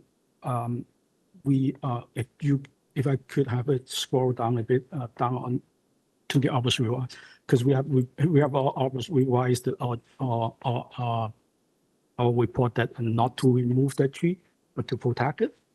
Yes, I believe that's the one that Mr. Williamson was looking at after that, or he may mix with that. And if I could have a scroll down a bit and show the next picture on the screen, please. So this is the blue line. The outer blue line is the proposed building that we are proposing, and the inner blue line is the existing, which can easily show that the wall is not it's only 4 feet forward from the existing house, and which is not. And our point is when we start deciding this new house, because the sun is at the south side, at the downside, and if we move the house back down a bit more, then we'll block the south sun of number 60, or number 62, so that it's either we're blocking the south sun or the west sun. That is our point when we started to design these houses. And if I could scroll down one more page, because this picture, the previous pictures didn't show, what the previous picture didn't show is at the southeast side, right now, the existing house is further down at the southeast and showing at the survey there. There are another 1-story area down there, which is even closer to the to Mr. Williamson's house right now. So and we are trying to minimize the impact through to the whole neighborhood, and we did revise our Arbors report not to remove the tree, because we know that that's a concern from Mr. Williamson's. And that's it. And is there any questions? Okay, thank you. Any Okay. questions? Questions for the speaker?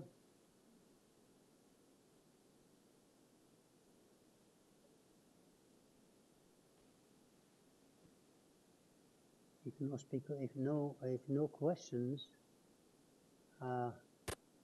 maybe someone can formulate a motion.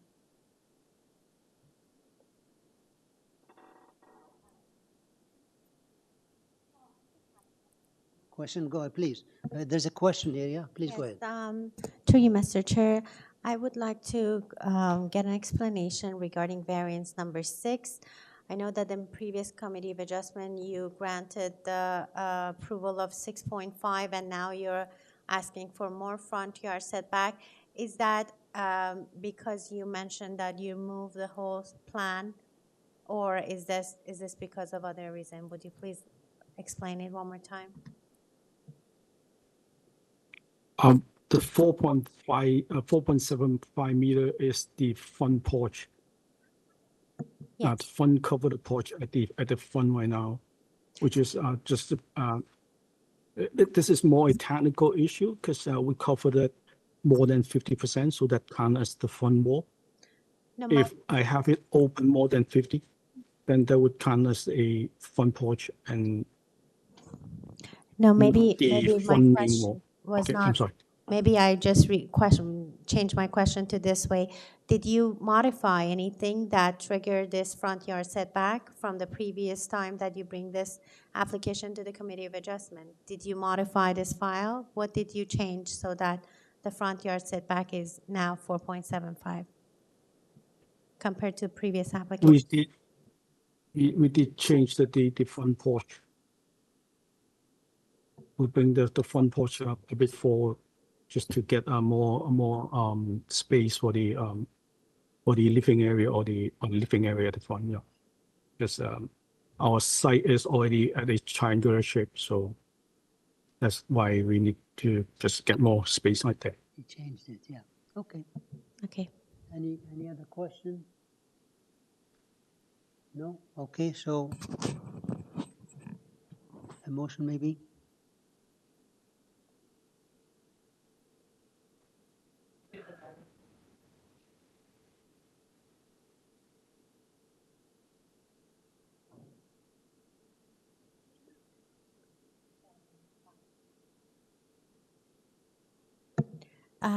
Would you please put the staff report on the screen for us? Because we didn't get it in our package.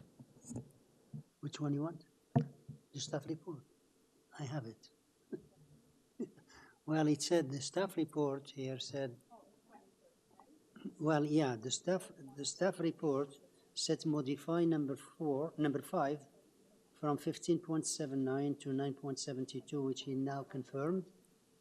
And it said rear balcony. Well, I receive it, sorry, in a staff report later submitted. You got it? Sorry, yes, I got You it. got it, okay. Very good.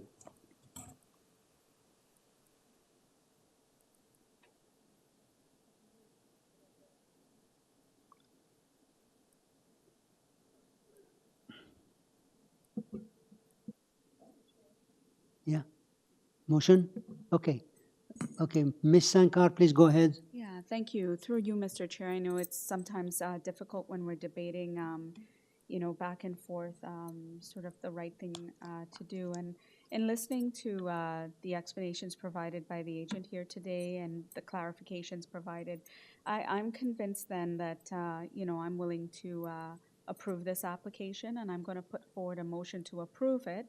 And I'll make it subject to the changes that were made here today by the agent, as well as in him addressing the staff report of July 21st.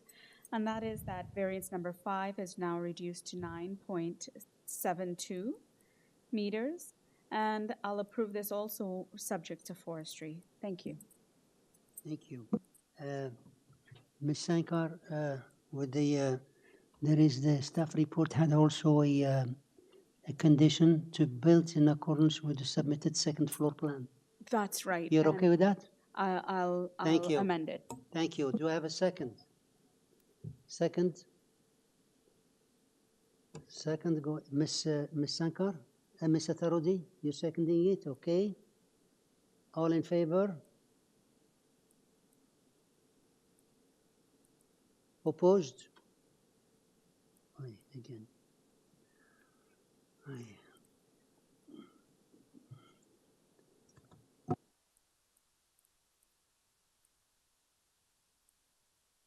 Okay.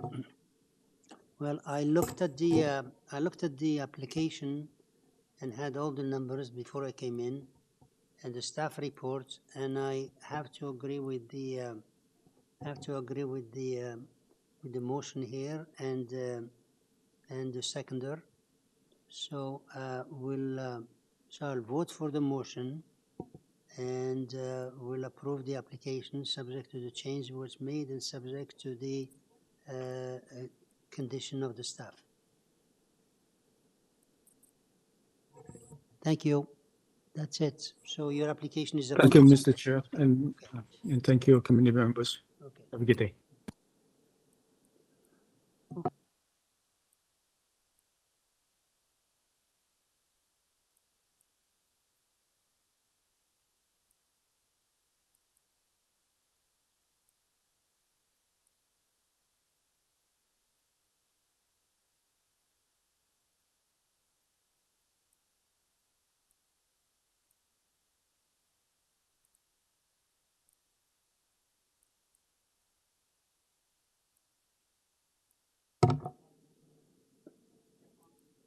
Okay, the next one is application number 27, where we had a request for deferral, but we couldn't find anybody.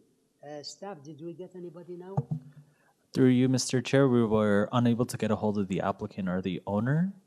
Okay, but we have a, We do have a letter of correspondence stating their deferral request and the reason for their deferral. okay, yeah, can you please project that, that's the letter, yeah? Yes, Mr. Chair, it is on the screen. Okay, the applicant is requesting for deferral. We can't reach him, but his letter confirmed that he is requesting the deferral. And so we, does he say the reason why? I can't read from here. Does he say the reason why he's asking for deferral? Okay, so can I have a motion then? Ms. Sankar? Yeah, through you, Mr. Chair, I think it's really clear in terms of the, the commentary that, the intent that the agent made. So we'll put forward a motion.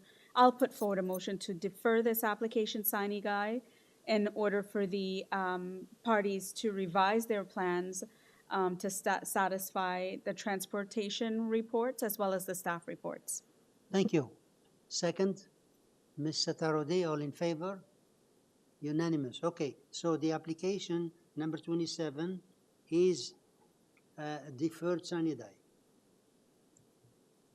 upon the request of the applicant. Okay.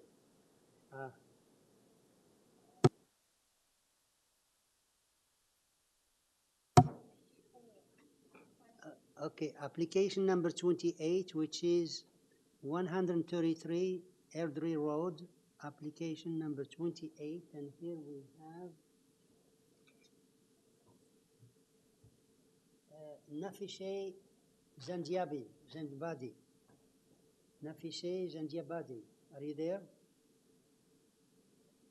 Good afternoon, Mr. Chair. This is Nafise Zangiabadi. I'm the applicant. Address is 30 Apple Orchard Path, Thornhill. Thank you. So we have here a, this is an addition and alterations. We have 13 variances. Staff report recommends refusing variance number 8. We have letters of objection from the Leaside Resident Association, several objection letters from April and from July.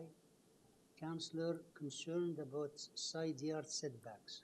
So we have somebody else registered here would like you to make a presentation, and then we'll get the other people to speak, okay? Sure. First of all, to clarify, I don't believe the letter of objections from the neighbors is from this hearing. It's probably from the last hearing because we had a few meetings with them and I believe they were satisfied, but we'll hear from them. So we have been before committee in April, and since then we had a few discussions with the planning staff and our neighbors to improve the variances. To quickly summarize, we reduced the eaves projection, overall height, porch and canopy setback, and the deck height. So these are the variances that is modified from the previous hearing.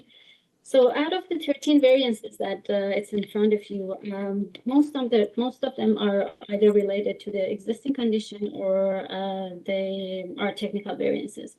So variance number 1 to 5 are related to the front porch and canopy. Even though the proposed porch does not encroach further into the front yard comparing to the existing porch, since it doesn't comply with the required side yard setback, it creates the projection variance. So basically our front porch physically is just aligned with the existing one where it used to be. But since it doesn't comply with the required side yard setback, it creates the variances for the projection. And the reason that we couldn't comply with the side yard setback for the porch is that we couldn't move further the front door to the north because we're keeping part of that front wall in order to comply with the 50% of the wall remaining on main floor to keep this renovation. Even though we just reduced that from previous hearing, that's the maximum we could do. And we talked to our neighbors about this and they were okay with the porch and canopy variances. Variance number 6 and 7 are also related to existing sidewall, the main wall on the side. We're building the second story right on top of the main wall. So that's why the setback also applies to that. And also, obviously, the eaves is going to be on top of that, and it's going to be closer to the property line. We needed at least a foot eaves projection in order to prevent the drainage problem. This is also the variance that has been reduced from the previous hearing, and our neighbors were okay with that too. Then we have the variance number 8 and 9 for the overall height and main wall height. The number for main wall height, which is 853 meter, is measured to the top of the gable of the front window, whereas the entire side wall we're at 7.92 meter, which is in keeping with what has been approved in the neighborhood. And the overall height, even though the number seems right, 954, we are about a foot less than our neighbor. If you can see on the survey, our neighbor, the peak of roof of our neighbor is 149.40, and we are at 149.17. Variance number 10 is also an existing condition because we're keeping the basement slab and obviously the foundation. So that's why the basement is included in the gross floor area, whereas if we just include main floor and second floor, we're going to get 66% for the gross floor area in keeping with the neighborhood. That brings us to variance number 12. Again, it's an existing technical variance because of main floor being considered a second story and the deck being considered a balcony. So that's why this variance is triggered. We talked to our neighbors about this because they had concern for the privacy, and we decided to put some cedar planted on the side based on the request, and if needed for privacy, is going on the other side. And also variance number 13 for the front yard setback is very minimal, it's just 1 centimeter. And variance number 11 for the side yard setback, I should mention that it's only for the garage part, and it's only in the basement. It's not going up to the main floor, it's not going up to second floor, and it doesn't even go all the way back to the end of the building. If you can see, after the garage, we complied with the setback of 1.2 meter. So as you can see, out of these 13 variances here, about 80% are existing condition, and we're just asking for a little bit reduction in the side yard setback, and only for the garage to accommodate a 1-car garage and a minimum space for the hallway and the room in the basement. And also we're asking for height variance, which is still lower than our immediate neighbor. So I'm happy to hear if we have any questions or if neighbors have any questions. Okay, thank you. We'll get the other person and then we'll come back to you. Mr. Jav Katel, are you there?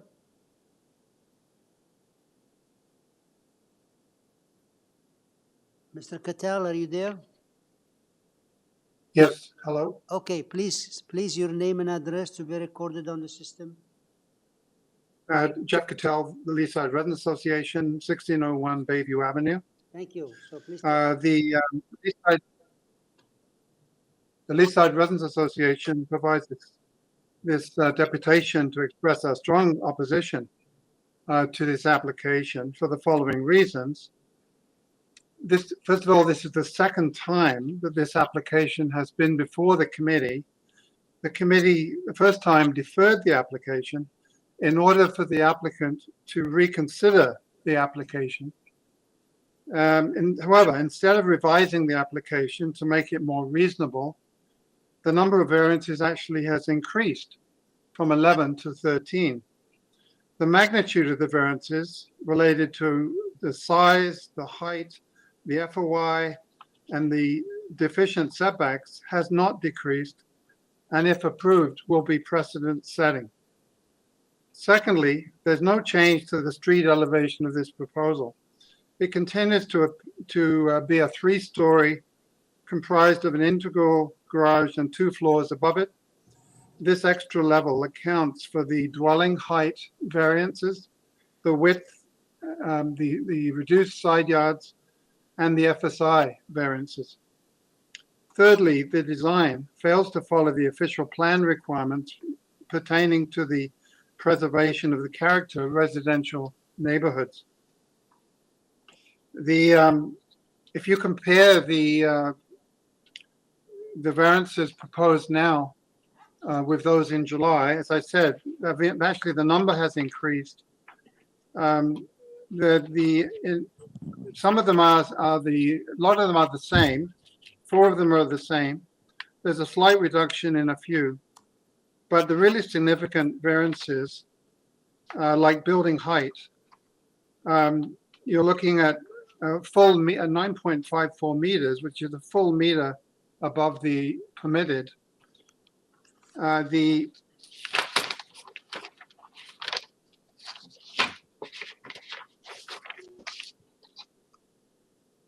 height of the side exterior main wall is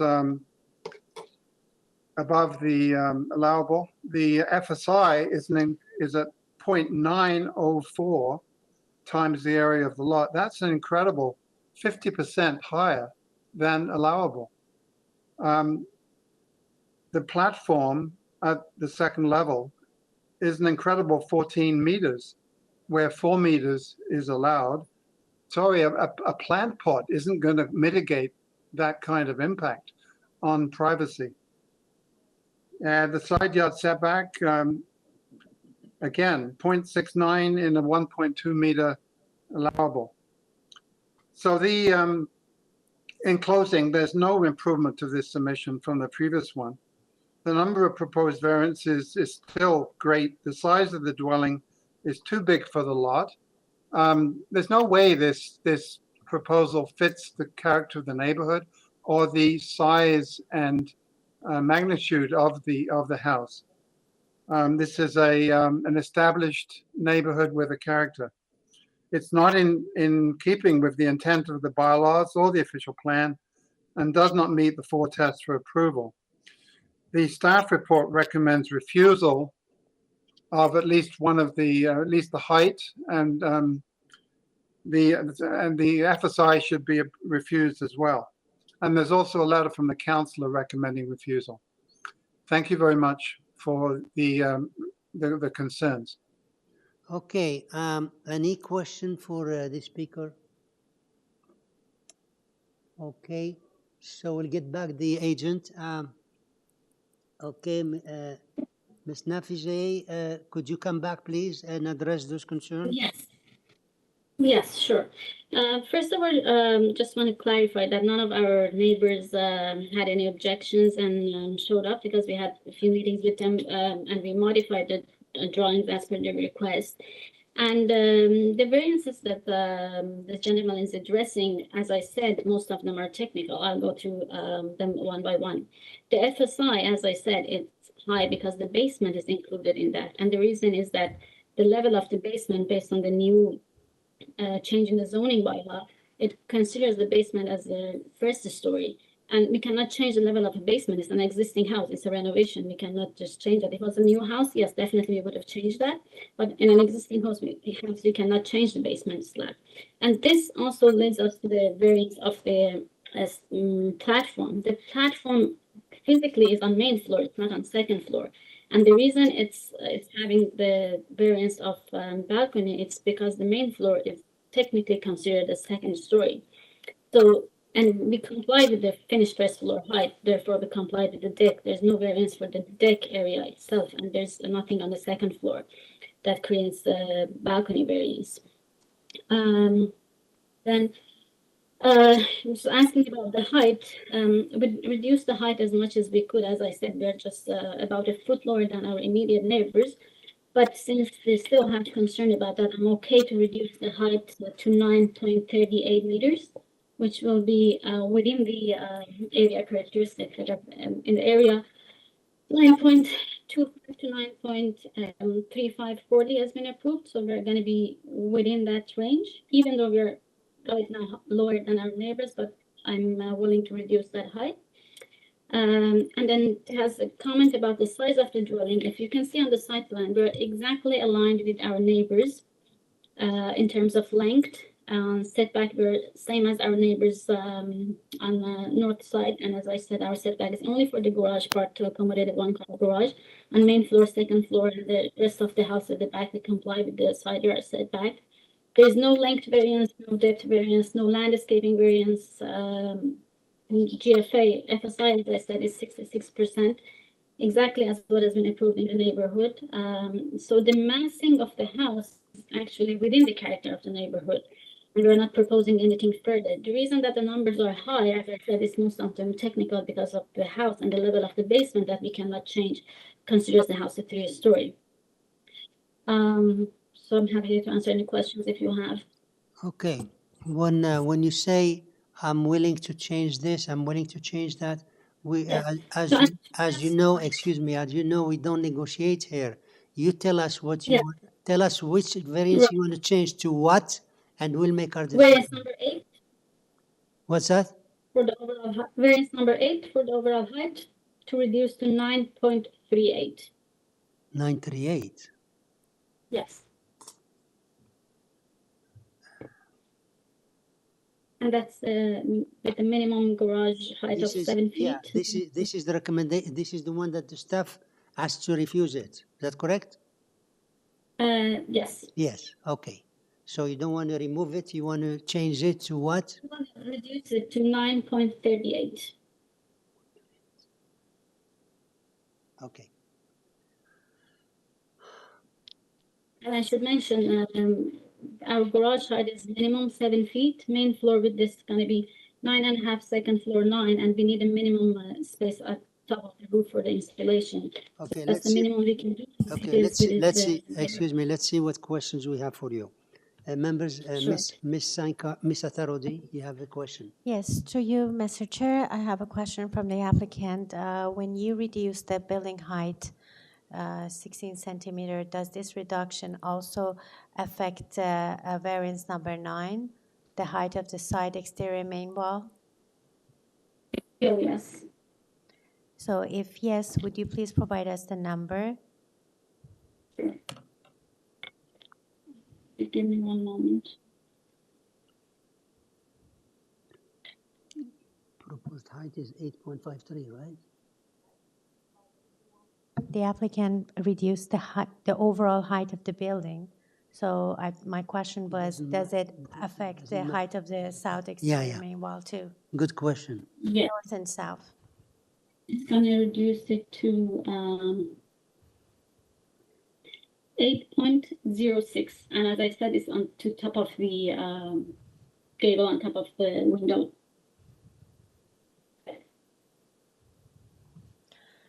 So the variance number 9, would you please repeat what is the new number? 8.06. Thank you.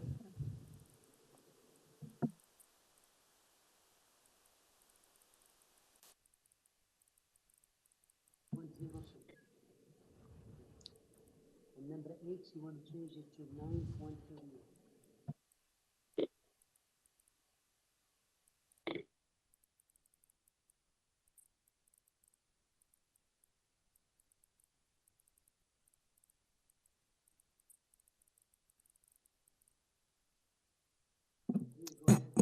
Yeah, through you, Mr. Chair, you know, I've listened to all the sides of this and hearing from Mr. Cattell and him echoing, you know, what the counselor has indicated, as well as the staff report of July 27th. And so for this reason, I'll put forward a motion to approve this application, but I will also make it subject to the July 27th staff report, and I will refuse variance number 8. And that's my motion. Thank you.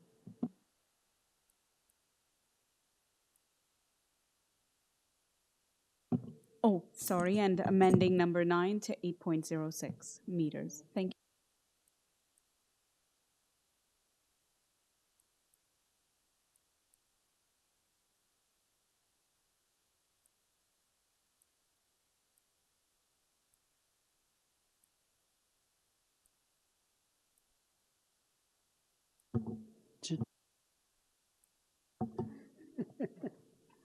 Okay, so this is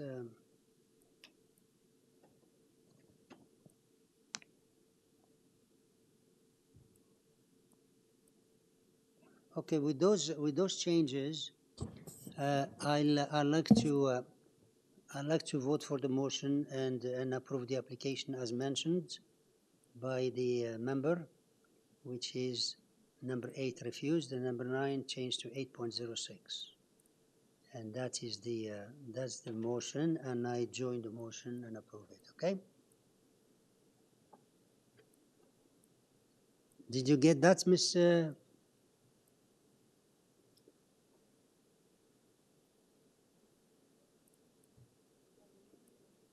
Miss Zandiabani, did you get that the motion?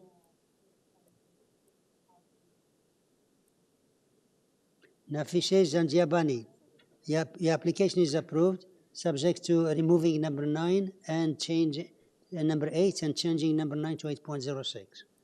Okay, so Okay, we thank go. You're welcome. Okay, so that's number 8.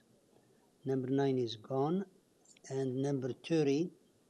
So we're in application number 30, which is 22 Gwendolyn Avenue, application number 30. And this is we have here Hussein. Who's this one? Hussein Iftikhabri, are you there? Hussein. I'm here. Can you hear? Oh, you're the one. Oh, okay. Yeah, could you please check your equipment? You're echoing here. You must have a couple of devices open.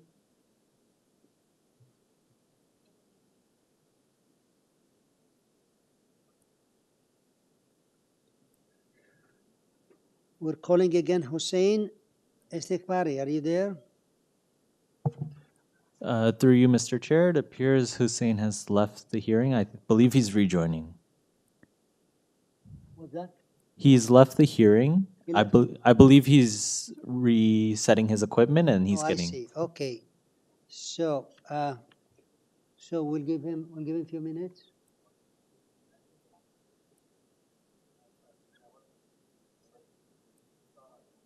He's on, yeah?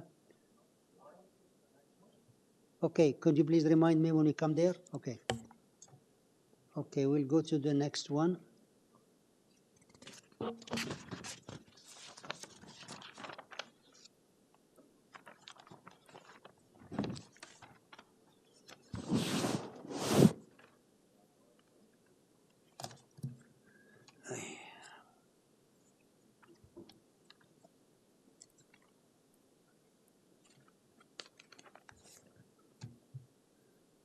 Okay, so we'll come back to Tori after we reach him. Now we'll go to application number 31, which is 213 Homewood Avenue, application number 31. And here we have Azar Davis. Are you there?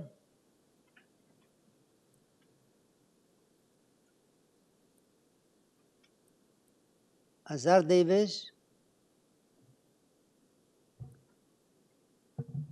Through you, Hello, Mr. I'm Chair. also joined by Jonathan Roger. What's that?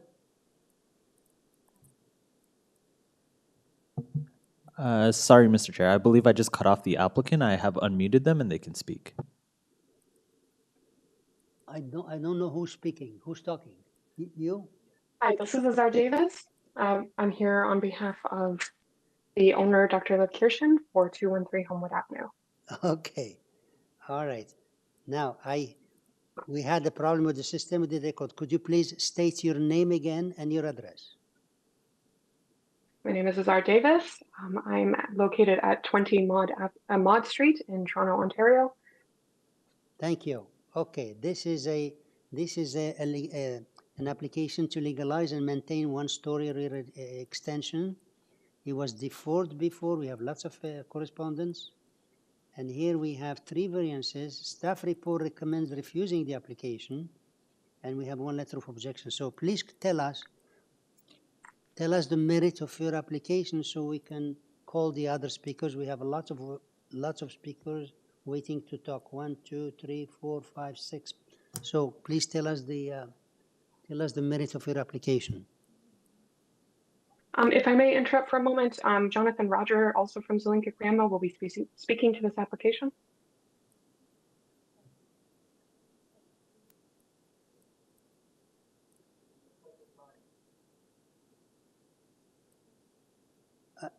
excuse me, what's your question? We're calling item number 31, Jonathan, which is 31. Jonathan Roger is here to speak. Yes, Jonathan Roger is here to speak to this application, not myself. He's still muted.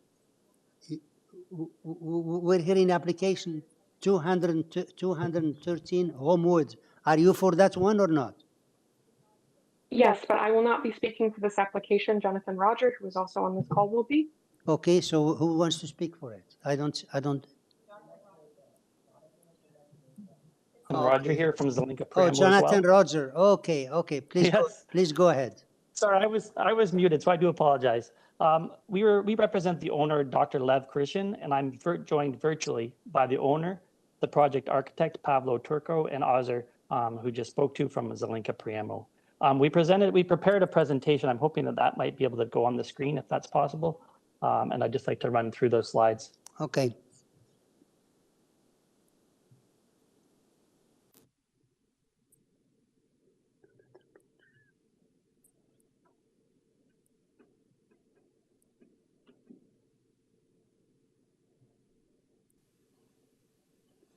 Thank you so much.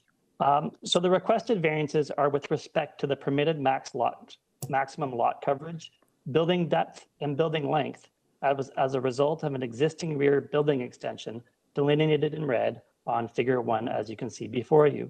The owner's purpose in constructing the deck and subsequent building enclosure was to accommodate a medical device known as an aquatic training vessel used by the owner to treat a medical condition. No new development is proposed to occur. If you can turn to page or Figure 2, please. For context, in 2017, a building permit was approved for a rear deck, as seen in the approved drawing. Sorry, if you could flip to Figure 2, that would be really helpful.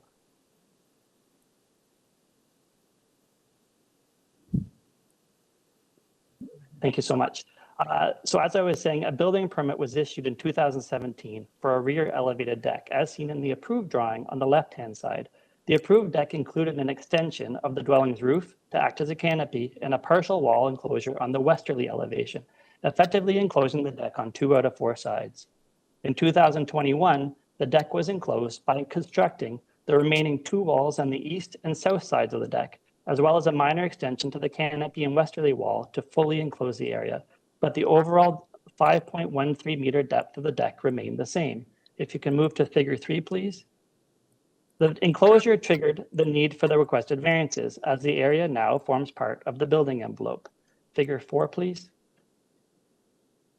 Here, the red line denotes the approved floor of the deck. You can see that the elevated nature effectively established the building depth, length, and lot coverage, but its enclosed nature was therefore not subject to the regulations. In our submission, the lot coverage, building length, and building depth have effectively remained the same, as no modifications have been made to the building footprint versus what was approved in 2017. And the approved partial enclosure of the deck has resulted in minimal changes to the overall massing of the building. If you can move to Figure 5, please. The new easterly wall is over 7 meters from the eastern property line and is screened with significant vegetation, limiting impacts to the abutting property. If you can move ahead to page 10, past a few photos, thank you.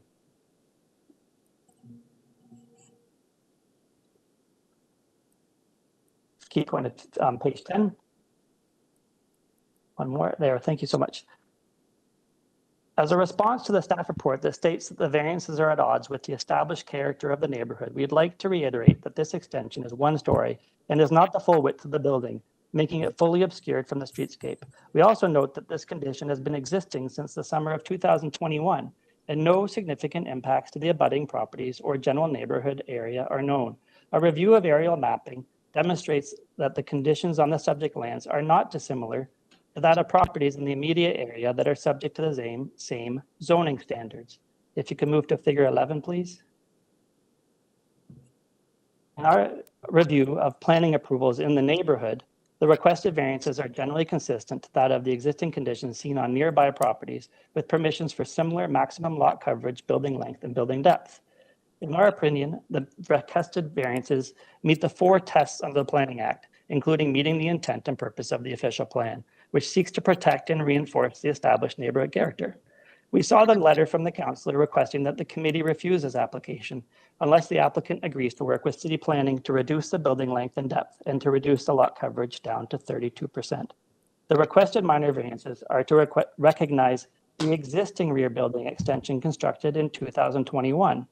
No new development is proposed as part of the application. Accordingly, the requested reduction to 32% would impact upon the ability to enclose the aquatic training vessel. The differential between the 32% and the requested coverage of 34.6% will not have an impact on the existing physical character of the neighborhood. The owner would also like to make a short statement. Thank you. Okay, now before the owner make a statement, you mentioned, so you're not changing the coverage. You mentioned that 34.6, you need it, so you're not changing the number 3, right? That's correct. It's an existing building. Okay. So to reduce the coverage to 32% would mean to remove portions of that building, which is which encloses that aquatic training vessel. Okay, I understand. So from variances number 1, 2, and 3, you're not changing anything. That's correct. Okay. Okay, so who wants to make a statement? The owner, Yeah. Dr. Lev. Yeah, you know, we have a long thing, so we usually assign 5 minutes, so could you please make it short? What is the owner? What's his name? Is that lady? Through you, Mr. Chair, I've unmuted Lev, for, as I believe he's the owner. Is that Lev? Oh yeah, you're registered as owner. Okay, you can go ahead, please. Yeah. First of all, thank you for considering my application, and thank you for the presentation of the existing cases. First of all, I wanted to mention the main reason why it was necessary for me to purchase, install, and use the aquatic training vehicle. This is not a regular pool or just something for pleasure, but a specific training and physiotherapeutic system which generates strong stream of water and allows stretching the spinal cord. You may have seen the letters from my family physician, and probably this it's stating that I got injury on my spinal cord and transported to Mount Sinai Hospital in September 16, 2014. Directly from the lecture room, actually, my students called the ambulance, you know, so and they thought that I have a heart attack. So I closed this because I was close to fainting there. Then I was treated by a special physiotherapy program in Advanced Health Center, continue that up to now. It was recommended by both family physician and my practitioners for me that one of the best treatments that I can reduce back pain in my case is special swimming procedures and exercises specifically developed for me. There was I installed this unit. It is not for pleasure, as I mentioned. Just for your information, I'm teaching from 2 to 3 lectures per week, and each lecture is 3 standing hours plus counseling hour. If I do not perform swimming exercises, I often cannot continue lecture after even first hour and need to take strong painkillers. Next day, I cannot even do anything because of strong pain. Thus, for me and my professional work, it is necessary to do these swimming exercises at all year long in the warm and indoor conditions. Please, I will read what was written by the Advanced Health Center, who know me for at least 7 years last. Dr. Lev Kirishan had numerous acute episodes of severe pain and movement limitations. As a part of our treatment, a patient was strongly recommended to start active aquatic exercises program to prevent and further strange word, you know, diagnostic or something, and deterioration of his condition, maintain muscle strength and spinal mobility as a routine on daily basis. The recommendation is for warm indoor pool, avoiding any temperature changes that can cause deterioration of patient's condition. As well, I was granted last year the parking sign after certain medical examinations. That is why I just want to ask you to understand my situation and help me keeping my life and especially professional life painless and healthy. So thank you very much. Okay, thank you. Any question for the speaker? Okay, the next speaker is Pavlo Turco. Are you there? Through you, Mr. Chair, I believe that's the project architect. He's not there? He is here, but I believe he is the project architect. The architect for this project. Would you like me to unmute him? Yeah, he's architect, but you have for this application, we have 1, 2, 3, 4 for the same speakers for the application. So he's not speaker, huh? He's not on. I know, but if is he on? Is he there? I know he's not. Well, this is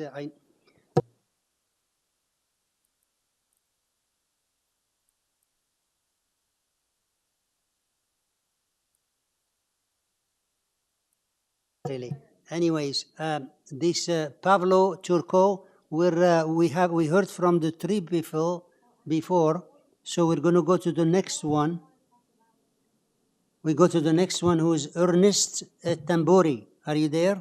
Through you, Mr. Chair, Ernest will no longer be speaking during the hearing. He has asked not to speak. Okay. How about Salvatore Alexandro? He is currently present. I believe he still wishes to speak. Oh, okay. Mr. Alejandro, could you please hear?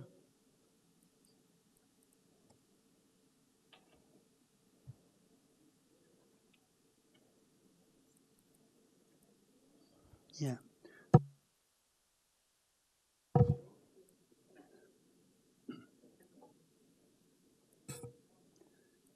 Salvatore, is that how you pronounce your name, Alejandro? Okay, so please state your name for the system and your address. Andrew, I'm at 211 Homewood Avenue. Thank you. So tell us what's your concern about this application. Well, that area that we live in is prone to flooding, right? And the gentleman here is exceeding the building requirements, width-wise and I think lengthwise, if I'm not mistaken, right? He says he has the problems the first I heard of it, right? But the situation is that most of his property is covered by stone. So consequently, when it rains, whatnot, I get flooded, the back of my neighbor gets flooded, and the other one on the east side gets flooded a bit, right? So all as we're saying is that he's gone above the absorption, the 30%.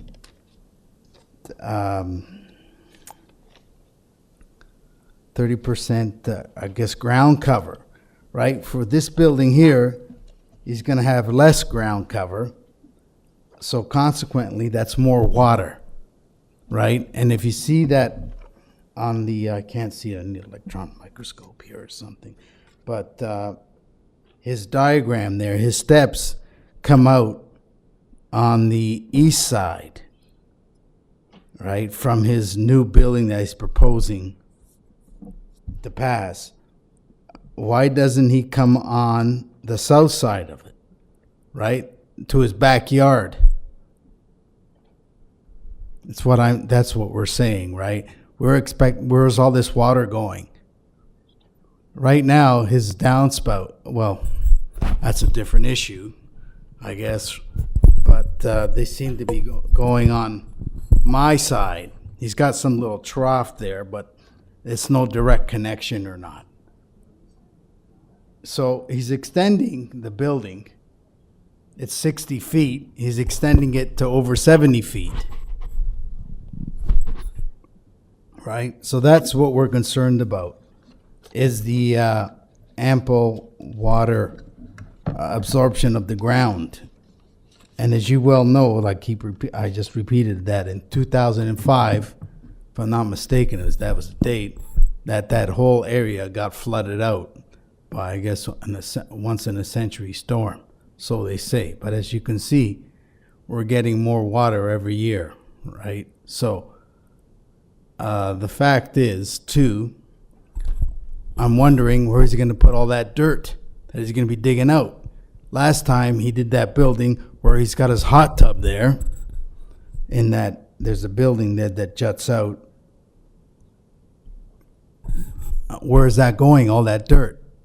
Last time he put it all around his yard and everywhere else, and he's elevated it and changed the grade on it too, right? And no consideration for anybody else. And as the building goes, I know that neighbor Ernest there, he's an avid gardener, him and his wife, and I was talking to him and they respect their privacy, but with that building being there, it kind of diminishes their privacy. And if I'm not mistaken, on that same bylaw, in paragraph 2, it states that the I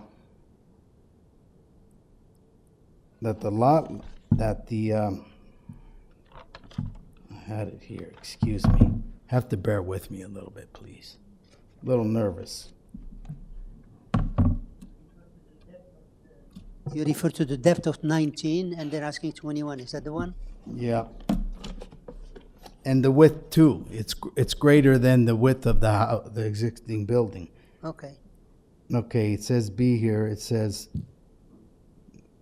no width than 50% of the building, and is C on paragraph 2 of that bylaw. It says is at least 3 meters from each side of the lot line. That new building. It's not 3 meters. It's right up on the lot line, on the sides. We're not asking for anything horrendous or not, right? But we do respect our neighbors and whatnot, and we would hope he'd do the same thing too. I know the gentleman has a condition, but he has a hot tub already in there. Already, so I don't know if that would make a difference or not, but it's there, and he and like I said before, he renovated that whole back. That's all I got to say. Okay, thank you. Any question for this neighbor? Yes? Yeah, may we have a question here? Yes, to you, Mr. Chair. What is your address? Are you the immediate neighbor? Me? Yes. Yes, I'm to the east of him, right So- next door. Okay, so you're 211. 211. Okay, 211. And then you also mentioned that they built on the property line. So based on the variance which is in front of us, we don't have any variance for the side yard setback, if I understand your concern correctly. I'm sorry, I didn't. So did you mention that you have a concern about side yard setback, the side of the property? My main concern is when he builds that building, since it's quite a bit of stone there, he's taking all the grass out, where's the water going to go? That's what I'm saying. And also the steps that he's proposing for his building that are coming on the east side. Why doesn't he put it on the south side into his own grass there, whatever he has? Because eventually he's going to put live stone there, so that's going to diminish the area for the water to get absorbed in, either concrete or natural stone or whatever. Mr. Alejandro. Yes, sir. All those questions are taken by the building department. We don't deal with that here. What kind of stone he put? How is the water going to go Okay, through? Where but does he put all that stuff? I would figure that you would take into consideration of the I would say the general Construction. area, Yeah. whatnot, other houses too, that they're not like that. When Is you what I'm say- saying. he has here 3 variances. If they didn't have these 3 variances, we wouldn't be here, you wouldn't be here, they can go and build without asking us. Anything you mentioned is dealt with at the time of the construction. We don't deal with it. It's Well, not- don't you deal with flooding and whatnot for the variances?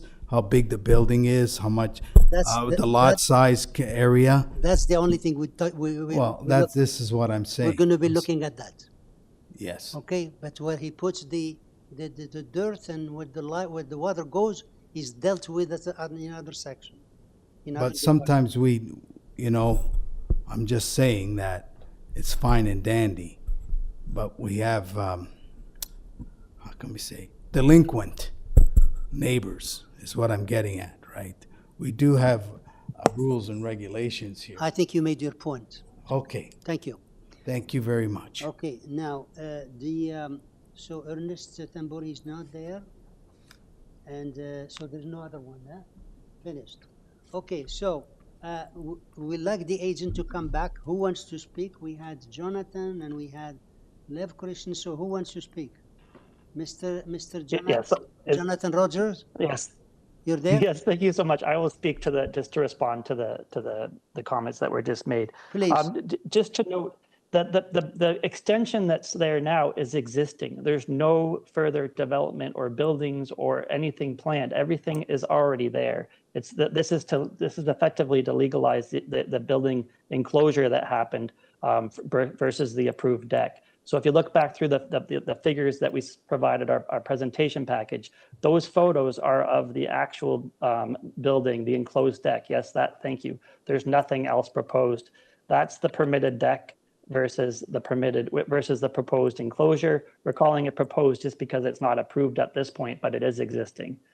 You can see there again that the deck, the previous deck was there where there was a wall with glass brick and a balcony that was covered over, and a window was put in there when they enclosed the deck, and the roof was brought down as a canopy as well. So again, there's nothing new proposed, so it won't have any different. It won't make any changes to stormwater management or rain flows or anything to that extent. It's already there, and we would note that there were no concerns raised from engineering staff in terms of the application, and thank you for noting that building permit process deals with those other aspects as well. Just to note that the privacy aspects, as I just mentioned, that area there where there used to be a railing with you can see the person standing on the deck, that's now gone because there's that window there that increases privacy for the lands to the west, which is not the property of the owner who was just speaking. On the other side, it's as I mentioned in my presentation, it's about 7 meters separation from that wall, with a new wall to enclose the deck versus his property there. And then just as noted by committee members as well, thank you so much, that the zoning review did confirm the variances. There were no side yard setback variances required. And there's certainly there's no further buildings proposed. It's entirely what you're already seeing as per those plans there, and it's existing. I think I answered all those comments. Thank you. All right, thank you. Yeah, thank you. We understand what you're saying. The application is to legalize and maintain one-story extension, which is there already. But if it were approved before, you wouldn't be here. You come here and we approve what's in front of us, whether it's existing or not. So we consider it as if it were there. So we have 3 variances, and we're going to make a decision. So any question for this gentleman? Oh, Miss Manning, sorry, I didn't see you. I just want to make it very clear for the record that the current side yard setback is 1.83, and that's an existing condition, right? Which variance is that? Not a variance. Oh. It's just because the neighbor had concerns about it not being 3 meters. It's currently 1.83, and that's an existing condition. Can we just confirm that? Mm-hmm. You want to ask him? Okay, she's asking a question. Oh, yes, that's for me. So yes, that's an existing condition. There's no changes to the side yard setback. It's as existing. Thank you. That answers that question. Any other question? No? Okay, if there is no question, then I need a motion, please.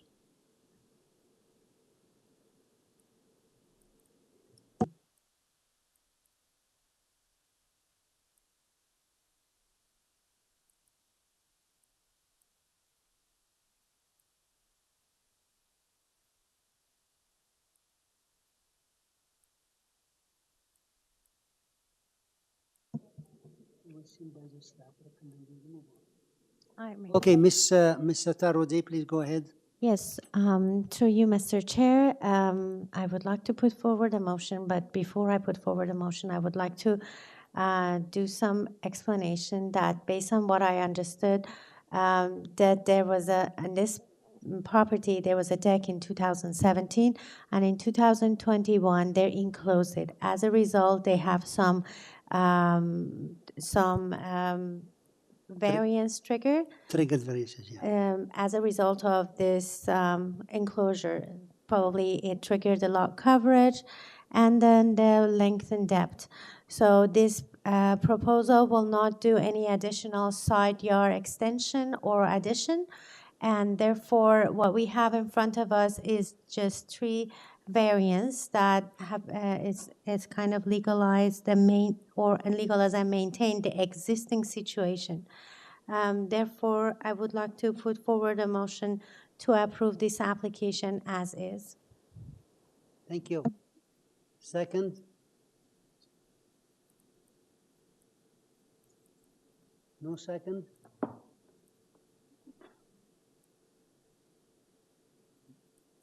Ms. Satarodi is moving a motion to approve as is. Do you have a motion, yes or no? No second, yeah? Okay. Then can I have another motion?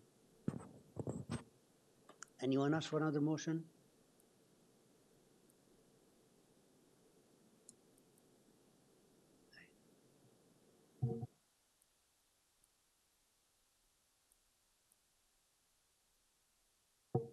Oh, Mr. Han, did you have your hands up?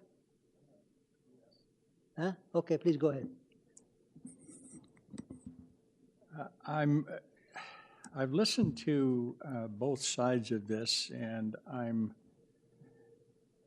a bit troubled by the fact that there appears to be some issues that we can't deal with, but this was built obviously without a permit, and the request is to legalize and maintain that non-permitted addition. So given that, I am going to make a motion to refuse this application. I have a motion here to refuse the application. Do I have a second? Do you have a second for that? Ms. Manning seconding. All in favor? Okay. Opposed? Ms. Satarodi. Okay. So, sir, sorry, your application is refused. And that's it. Okay, thank you for your time. Okay, thank you. Now, is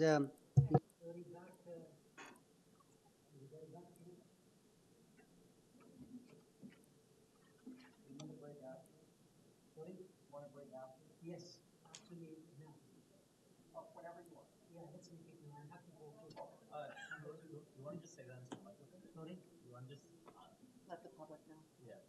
Yeah, I know, but I'm just coming to ask you. Is he here on the? He's ready. So Yes, yes, no, okay, so we wait until after. Yeah, Yeah, okay.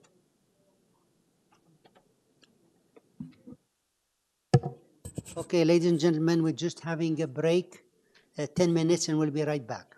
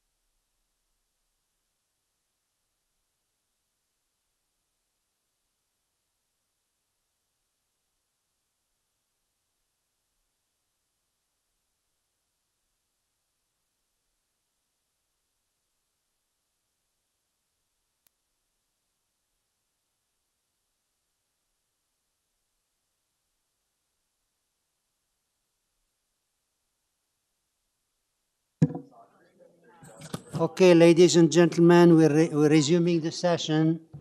And here we have application number 30, which is 22. Did you say anything for 30? No? Oh, okay. Ladies and gentlemen, we're resuming the session, and we are in item number 30, which is 22 Glendolen. And here we have Hussein Eftekhari. Are you there? I'm here. Can you hear me? Yes. Could you please state your name and address for the records here? My name is Hossein Eftekhari, and my address is 319 Elwood Avenue, Richmond Hill. Thank you. So this we have is a new dwelling, which has 10 variances. Transportation is okay with conditions. Staff report asked for modifications for number 6 and number 9. And they asked to build in accordance to the roof plan. We have letters of objections, many from before and now from July as well. Councillor asks to refuse this, but that one from a letter from January. So let's give us a presentation as to the merit of this application, and then we'll speak to the neighbors. Okay? For sure. Good afternoon, Mr. Chairman and member of committee. In front of you, there is an application for 2-story new house, and there is 10 variances. I believe most of them is in minor in nature. There is a staff report that recommends to decrease the coverage and the roof take area. So we are going, it's already revised as 32%, and the roof plan is revised to reduce the size of the roof take as well. Regarding the objections, I had a conversations with Michael Caputosto, the president of West Lansing Homeowners Associate. And I explained the revisions, and I explained the modifications to the variances, and I believe during that phone conversations, he was okay. I also reached to the office of the counselor, and again, I explained the revisions and to address her concern as well. So if you have any questions, I can answer it. All right. Here's the first question. First, you said you're changing to 32 without saying anything. Now, the staff report said variance number 6 and number 9. Number 6, you're asking for 35.2, and you said you're changing it to 32%. Is that correct? That's correct. Now, the next one, they're talking about variance number 9 to change to 19.6, but you said something it didn't compare with this one. Could you tell me what your next change is? No, that's exactly what I already did, and it's in the staff report attached. The roof plan shows that the size of the roof take is 19.6. Okay, so that's compatible. Already there. Very good. So that's compatible with they asked. So you're changing number 6 to 32% and changing number 9 to 19.6. Okay. All right. So let's get here the neighbors, and then we'll come back to you. We have here Harold Smith. Are you there?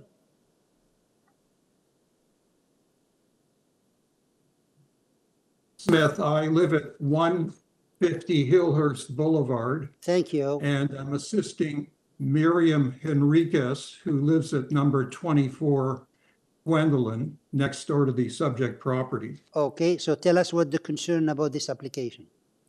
Okay.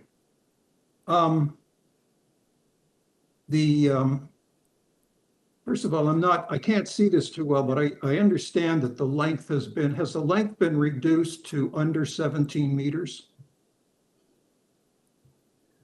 anyways, I'll go on.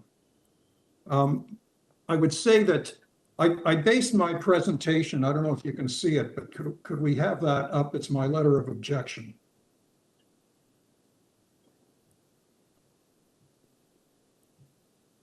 Thank you. Are you looking at it? No, that's not mine. Anyways,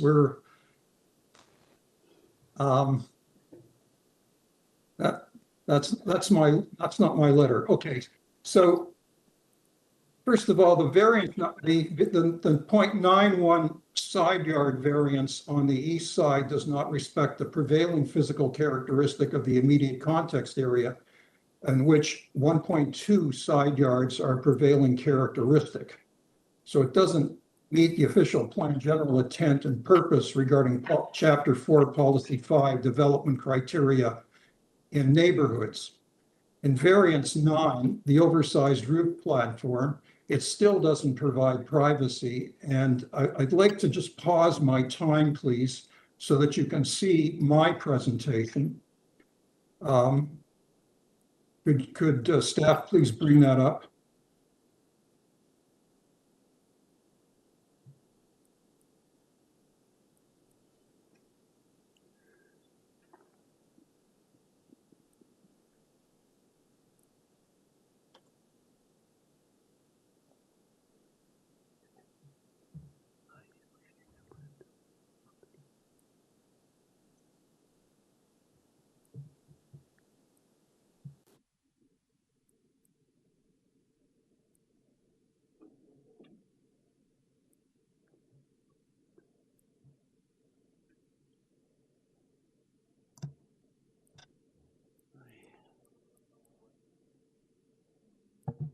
Through you, Mr. Chair, we're pulling up the letter of This is pretty important because there's a height variance that still exists from the from the stair tower, which is higher than indicated on all the drawings except the section.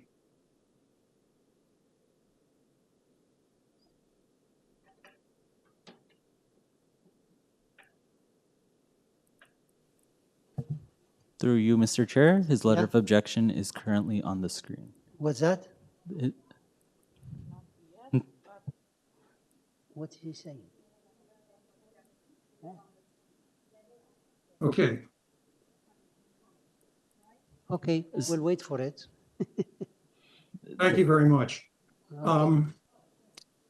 Could you please go to, I think it's slide number 3? No, the one before that. That's it. Okay. So this is the north elevation. By the way, I'm a retired architect. I practiced for over 40 years. And you can see the person in yellow on the roof deck. And behind that is a dotted line, but that dotted line is incorrect. It's actually higher. Otherwise, it's impossible to get out onto the roof. In fact, the height of that roof is 10.5 meters high, not 9.9 meters high as indicated on the drawings. So several of the drawings don't indicate that height, so it's incorrect. Can I go to the next slide, please? No, the slide before it, just go before that. And before that one, slide number 2. Okay, this shows you that somebody can look over the parapet of those roofs. So there's a loss of privacy, which I think is a concern. Okay, let's go to the next slide, please. Let's go to slide number 4. Thank you. Okay, this shows the existing conditions at 9:18 a.m. in March. Next slide, please. Now that's actually wrong. These are incorrect. I've got the wrong, the sun's in the opposite direction. Let's go to the slide number 6, please. Okay, that's correct. So at 3:18, that shows the adjacent building to number 24, showing the shading on that property. Let's go to slide number 7, please. And there's considerable shading on property of number 20. Let's go to slide number 8, please. Existing situation at 9/18 in June. Next slide, please. Now there's considerable shading on number 24's property. Even if you take out as of right, there's a certain amount there. Next slide, please. Okay, next slide, please. Okay, and then there's shading on number 20 at 318 from that. Now, all of that affects the ability of the plant viability of these neighbors. It's an adverse effect, which fails one of the tests for minor variances. It also goes against the city's biodiversity policies by reducing the amount of biodiversity, by reducing the variety and the vitality of these plants. I know that might be a little esoteric for the Committee of Adjustment, but it still is a city policy. Next slide, please. Okay, these are city policies, and I trust you've read these, but you know, it says the biodiversity found in small green spaces, et cetera, are important in our urban ecosystems. Can we go to slide number 1? Just go right to the top. Or slide number 2. Thank you.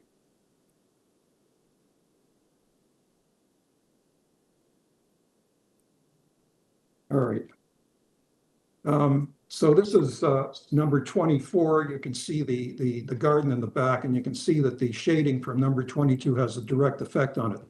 But I want to emphasize that should this be approved, there's going to be a height variance of 10.5 meters that exceeds the 10-meter height, which is caused by that stair tower that isn't indicated on the elevations, but's indicated on the section. And I hope that the panel realizes this and takes that into account in their decision. Thank you. Yeah, okay, thank you. I was just about stopping you because you're exactly on your 5 minutes. You're very good. Any question for the speaker? Okay, so we'll get back the agent. Hussein Iftakhari, are you there? Yes, I'm here. Okay, could you please address those concerns? For sure. Regarding the length of the building, the revised drawing, the latest revised site plan shows that it's 16.91. So technically, the variance number 4 is going to be deleted. Yeah. Regarding the privacy, I believe that the diagram that Mr. Smith shows us is from January. And if we go to the revised roof plan, I provide the full privacy and I extended the roof line to the front and back and make a flat roof. If we go to the roof plan, it's up there. Yeah, maybe it's page. No. Yes, here. So before, front and the back of the roof was open and people can reach to the edge of the roof, but now it's enclosed and there are portion of roof is going to be flat and nobody can reach to that point. And by these size reductions on the roof deck area located at the middle of the roof, there is full privacy for neighbor, and we respect that. Cannot be seen from any perspective from the street as well. Regarding the environmental policies, I believe every construction will follow that policies, but for this property, if we look at the end of the property, there are so many trees that we plan to keep them. We are not going to invest any landscape at the back.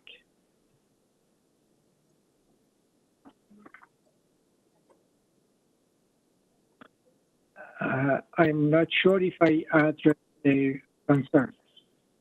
If they have any questions, I can ask. Okay, so let's just wrap up the questions that you're changing. So modifying in number 6 to 32, modify number 9 to 19.6, and now you said you're removing number 4. Is that correct? That's right. Okay, you're removing variance number 4. Okay, those are all the changes. All right, so members, any question? Yeah. Any question for this gentleman? No? Okay, can I have a motion then, please? Ms. Sankar?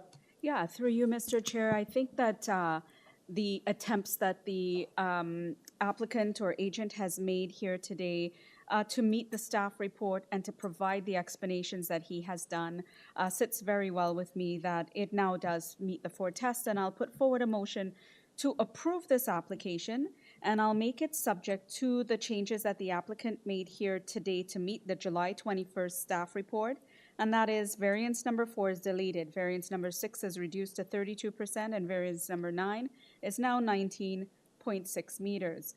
Now, squared. And now also I'm putting it subject to the staff report, the additional condition that it be developed in accordance with the roof plan submitted to the Committee of Adjustment, date stamped July 20th. And forestry as well. That's it. And transportation as well. Thank you. Thank you. Second, you have second, Ms. Attarodi seconding it. All in favor? Okay, thank you. So, sir, your application is approved, subject to those changes and conditions you just heard, okay? Now we're in application. Thank you so much. Yeah, now we're in application number 32, which is 32, oh, number 32 with address 32. 32 Hotspur Road, and then we have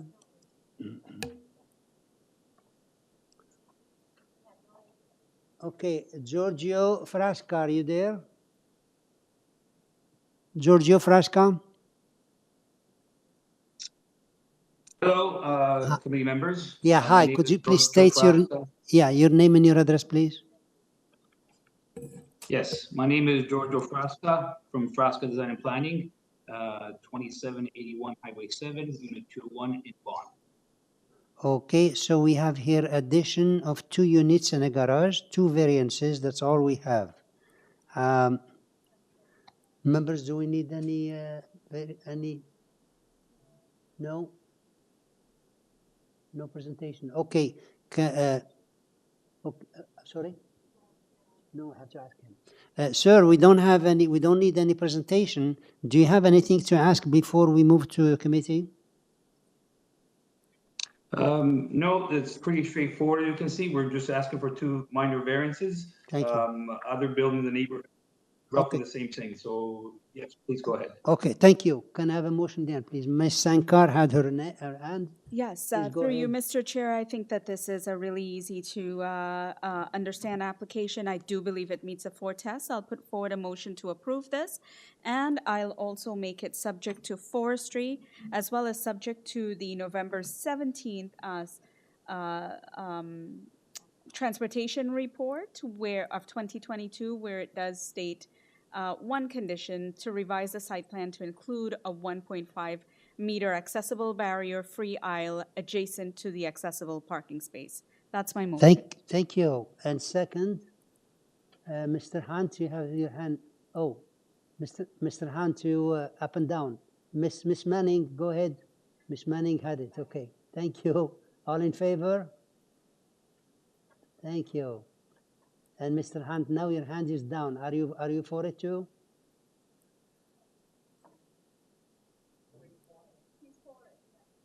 Okay, thank you. Yeah, I have to see the other one. Okay, so sir, your application is approved unanimous, subject to those conditions. Now, the next one is 33. Thank you very much. Next one is 33, which is 44 Sultana Avenue. And here we have Rock Kim. Are you there?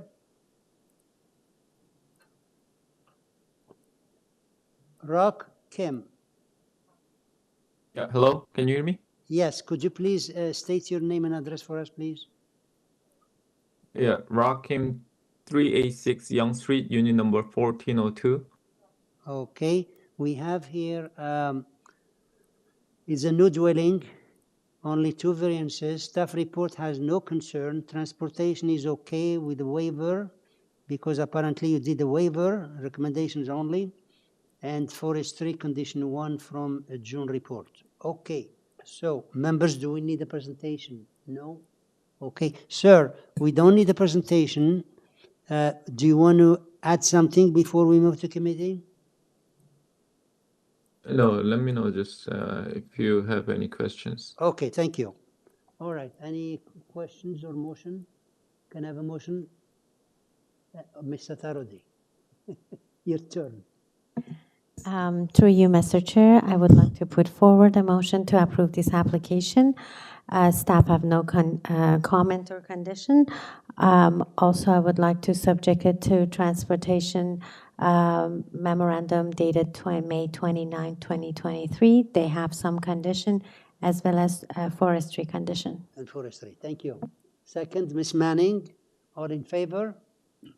Okay, unanimous. Oh, sir, your application is approved, subject to the condition and the forestry. So I guess you made a good presentation, right? Number 34. Number 34, which is 15 Bakersfield, application 34, and here we have Aida Evangelista. Are you there? Good afternoon, Mr. Chair, members. Ida Evangelista is present. Okay, thank you. We have here a one-story detached garage, and we had 3 variances. Transportation recommends deferral due to variance number 2. Could you please, generally we move on, but we like could you cover this please and see what transportation recommends deferral of variance number 2? I don't believe we can defer an application, just one variance in the application. Could you please make a short presentation, tell us what's all about?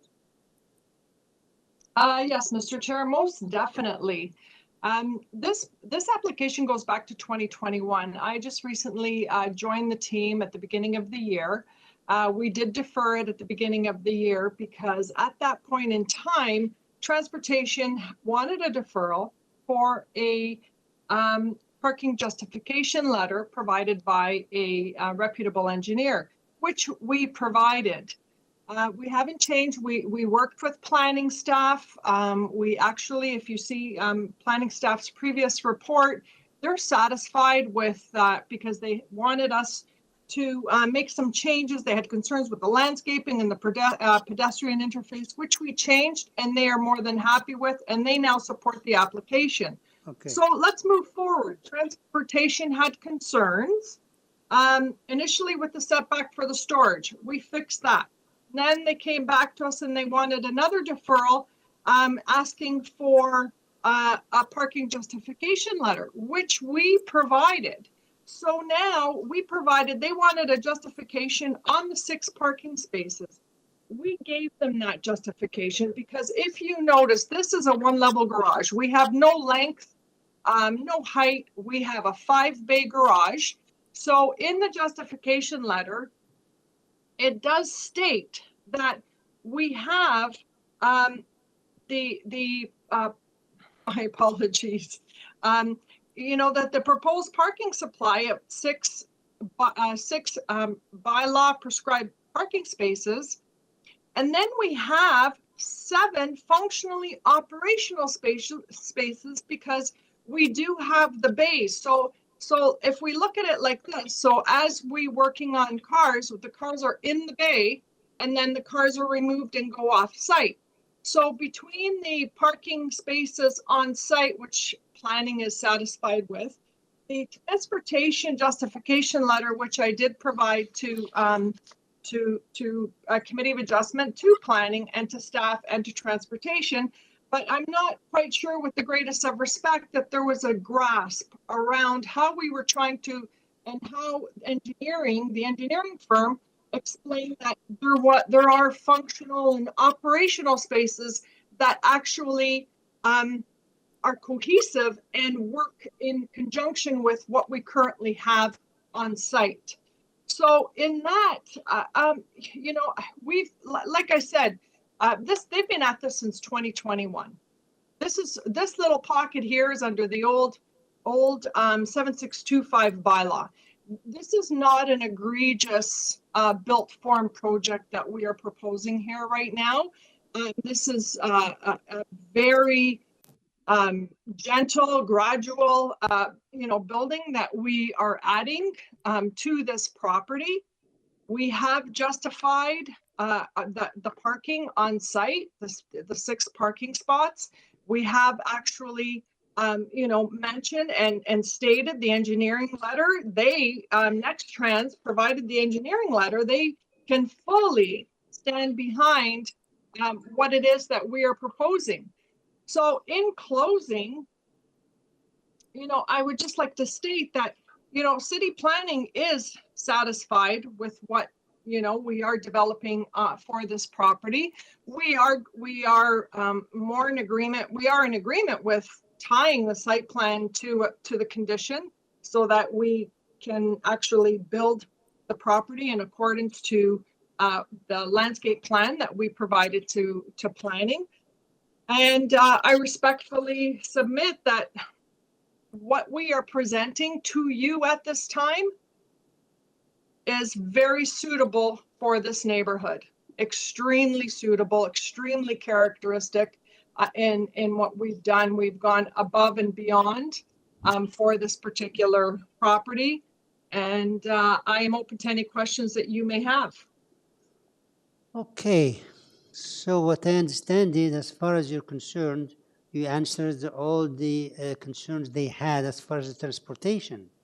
So, but here, their letter, July 27, 2023, they were saying here to refuse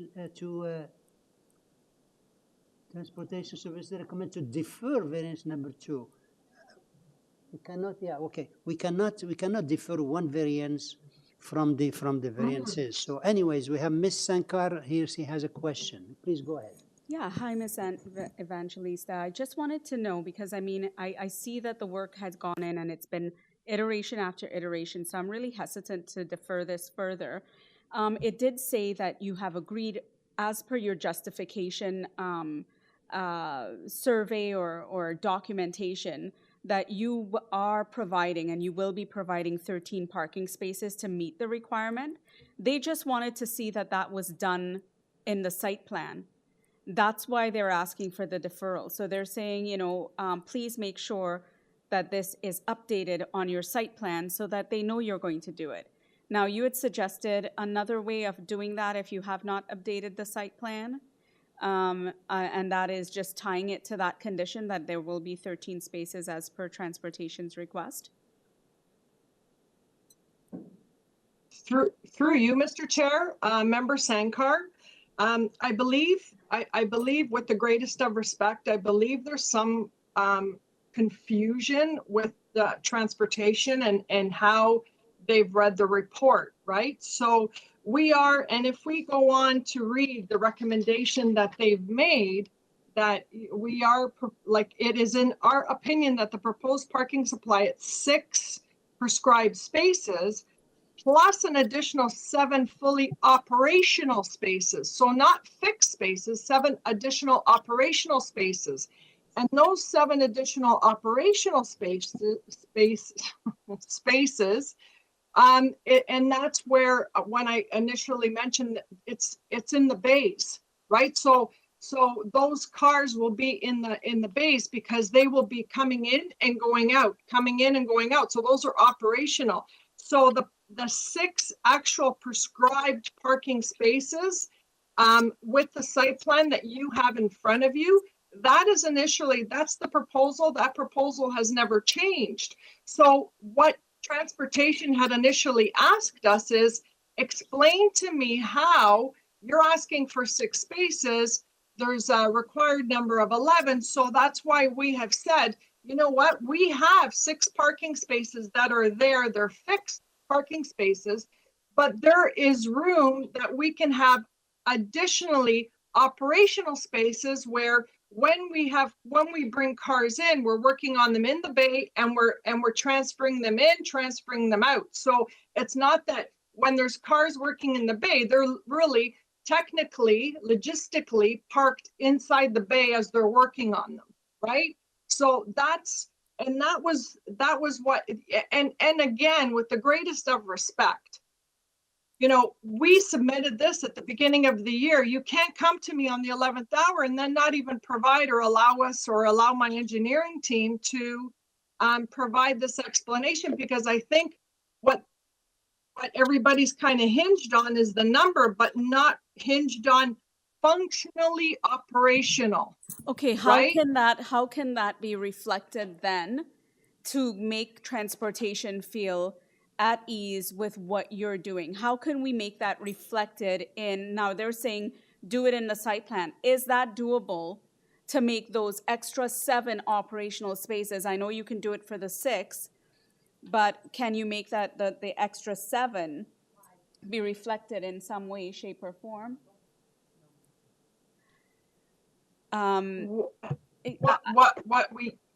Because that's what they're saying to us here. So us not knowing the gamut, we do look at transport, as you know, as the expertise. And, you know, I feel badly that it's at the 11th hour they're telling you this, but we need to feel comfortable that what we're going to propose here, and knowing you've been through this in many iterations already, so we don't want to delay this, but at the same time, like, what could we do with this application to ensure that somehow or the other, the 13 that you're proposing, and you know only 11 is needed, but you somehow or the other, your justification letter states that there's 13 spaces, whether half is operable and you know 6 is like is going to be stationed there. How could we do that? So what we could do is we could tie the site plan, we could tie the site plan to the decision, right? And on the site plan,